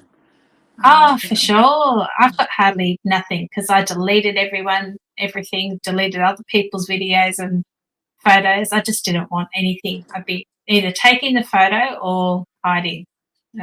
And nobody, they knew I didn't want to be on camera, so people would just naturally not include me because they know. If I was a drug addict or an alcoholic, you can't tell. But a photo, you can't hide. Yeah. And, I'd look at myself in the mirror and I wouldn't see myself because I didn't want to. I was just numb to how I looked. I just avoided it. It was in a really bad way. So, but now I'm the one that's pulling the camera out, whipping it out and annoying with the girls like I want a selfie. I want a selfie. Right. So every 5 minutes we're taking photos and doing little videos, and I'm enjoying it. And even if I don't like the look of it, I'm keeping it because I'm going to look back in a year's time and see my progress. From so I'm there, actually yes. Yeah. So even now, if I don't like something, it's it's only temporary because I'm going to, get to a position where I will be 100% happy. I don't think I'll ever be 100%, but I'm comfortable with who I am and what I look like and you know, I've got loose skin, and that's a battle scar to me. It just shows me that I've overcome the depths of despair. Like, I had one foot in the grave. I wanted to die. Now I'm out there petting koalas, and tonight I'm going to a Viking restaurant. So I'm so looking forward to that. I'm going to get my first tomahawk. Lindy, So I'm gonna need a picture of this tomahawk. Okay, I told the family, be prepared. You're all going to be on YouTube tonight because I am going to video this thing. So I'm so looking forward to that. So yeah, it's like I just don't care anymore. Blue skin is a battle scar for me. I can hide it with a long skirt. Nobody has to see it. I know it's there, but it makes me proud of where I've been. Oh, not proud of where I've been, but how far I've come. So yeah. I wouldn't even take my shirt off around family before, and I put my man boobs out on the internet. So, Mine are up there as well. So exactly, you just like once you've healed and oh, okay, I'm not that person anymore. You just don't care. You're like, whatever, let it fly. I don't give a crap. I just want everybody to see. I wish I would have taken more pictures. Before I was horrified by him, and I didn't want to see him. Now it's like, oh, I can't believe I didn't take more of atrocious pictures. I mean, those atrocious pictures. I wish I had those. And even now, like if you're where we're started or anywhere in your journey, take your photos. If you don't like them, put them in a folder and go reflect back on them in a. I got too many befores. I need some afters. Like I don't ever want to take another before. My phone is. You will. You will. You'll get there. I got to tell you how fast this year went by. I can't even believe it. I cannot believe how much progress I made in the 1 year. It blows me away. It's like, it's such a testament to the diet. Cause like, I just was thinking about it yesterday. I'm like, I can't believe I'm on this stupid hit axle yesterday. And 1 year ago, I couldn't breathe or get out of the chair, and I'm hitting this hit axle. It's just crazy. It was almost surreal. I was like, a year ago, I was going, I don't know if this will work or not. I believe in the diet, but I think I'm too far gone. And I really just was not planning on waking up again. I really thought it was going to be a problem. And, so I'm just telling you, in a year, this year is going to go by quick, and it's going to be full of amazing stuff. And you will not believe where you're at in another year. It's truly that just transformative. It's amazing. Thank you. Lindy's keeping me accountable, so I thank her so much. She's been helping somebody else. We're in California. I'm from. So I was born and raised in. I'm saying it like this. I was born and raised in East Oakland. That's where I'm from. I grew up there, and then now I'm in Houston, Texas. But yeah. Which place do you like better? Okay, so I like California because of it's California, the beaches, the trails, the weather. I mean, like during the summer, it's not, and especially in the Bay Area, it's not hot, and there's like you can just get to a nice, beautiful beach in like 20 minutes, from where my mom lives. But I like Houston, Texas. They know that they are on point with their meats. Like the grocery stores in California. I'm sorry if you're from California, cover your ears, but like I do not like shopping for meat in California. They need to step their game up. Texans just know they know their meat. They know their beef, For sure. And I like the culture. I like the Houston culture. They're just very family oriented and very, they're into their crawfish boils and their music. It's just like I like the vibe, the Houston, Texas vibes. Yeah. How far is Houston from Austin? Is it about 4 hours? Yeah, it's like it's about. I'm actually planning to meet up with Lindy when she goes to Austin. Like I looked on the flight. It's just like the flight was like an hour and a half away. I was like, oh, that's nothing. That's awesome. Yay. Yeah. Paddle cook us a steak. I'm gonna make some steaks for sure. Yeah. Strawberry. Yeah, they were. They're 36 inches in diameter around the calf, and it was just all edema and lymphedema. It was crazy. Yeah. Like my legs weighed, I don't even know. I think from the knee down, my leg weighed 100 pounds or more each one of them. For sure. They were crazy heavy. Uh, Yeah. let's see here. Pulling through this. Here we go. Most of the beef you buy in the grocery store is just dairy cattle. It has to be marked Angus or something. For sure. Dairy cattle. Oh, okay. I Yeah, didn't know that. that's kind of throwaway cattle. Dairy cattle is what you. Yeah. Oh, okay. Yeah, Okay. it's It has to pretty- be marked Angus. Oh, okay. Okay. I didn't Yeah. know that. Yeah. Yeah, and she was talking about in California. Yeah. Oh, I get. Okay. Okay. Makes sense. Because I'm telling you, like, when I went there, because this is not my first time trying carnivore. I had tried it like maybe like 5 years ago. No, sorry, like 4 years ago. But I only did it for but I remember I was in California during that time, and it was just like, but compared to Texas, oh my goodness, like the meat here is just crazy, and you can find all different kind of parts. You can find like beef cheek, beef tongue, beef Yeah. foot, like Oh man, I love beef tongue tacos. Those are my favorite. yes. Yes. To get do it you in eat California, organs, you or- have to go to like a specialty store, like like a Spanish store or something. But like in Texas, you can get it at any store. Yeah, right. I know. There's this big old beef tongue sitting on the shelf and looking like a beef tongue. It's crazy. I know we got that here too. I don't think I could do beef tongue. No, You would I like don't it do if you didn't know what it was. Like it, you know, if it's just Probably. in your head, but if you had it, like beef tongue is awesome. Beef tongue tacos. Oh my gosh, those are good. I tried it one time. I didn't know what it was, and I thought it was great. And then when I found out what it was, then I said, Is it like the fact that it was a cow's tongue? It messed My with you. dad's it tasted great. I will say. my dad's favorite joke is I think he got this off of Archie Bunker back in the day, but his favorite joke was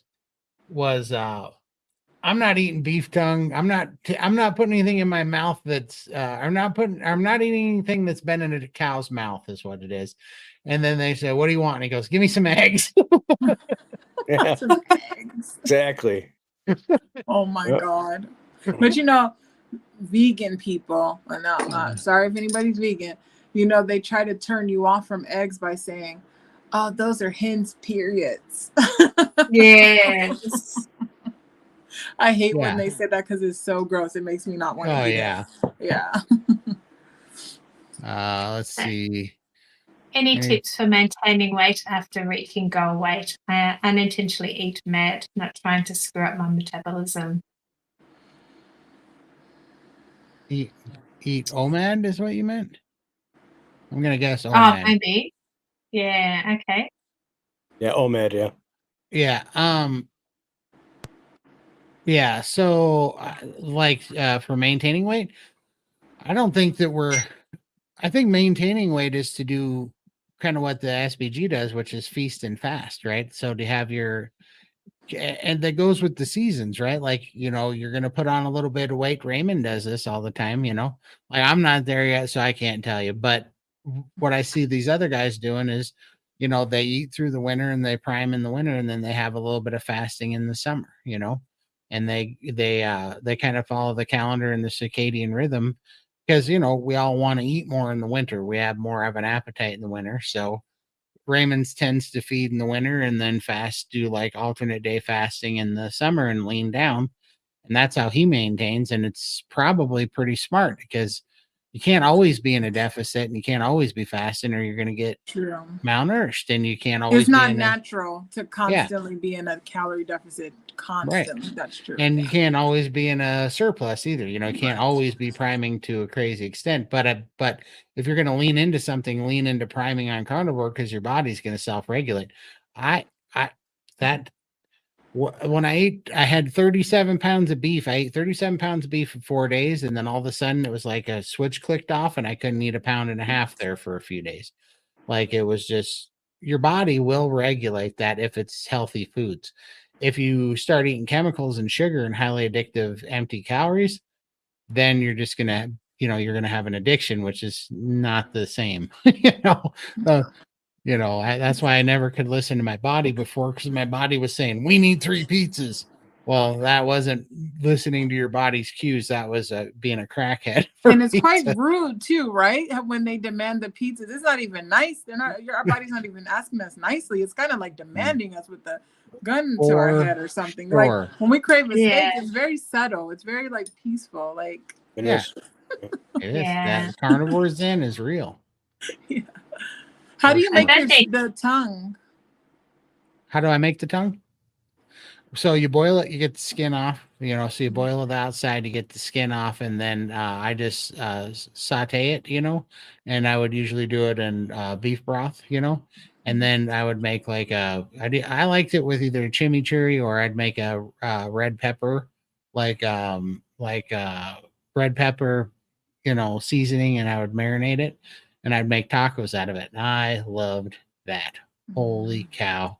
Our beef tongue taco is amazing. You put that with a little bit of cilantro and pickled carrots and pickled jalapenos and some jalapeno hot sauce on there. Oh my gosh! How do you eat it now? Like now that you're strict, like now that you're more lion style. I haven't had it since I've been lying. I just Oh. been just because it's my taco meat. It's gonna make me want tacos if I think the process is gonna make it. So I haven't had tongue since I have been on lion or carnivore, but it's only been a year. I probably will someday put it back in there like beef cheek. I've had beef cheek and oxtail, I've done some of those.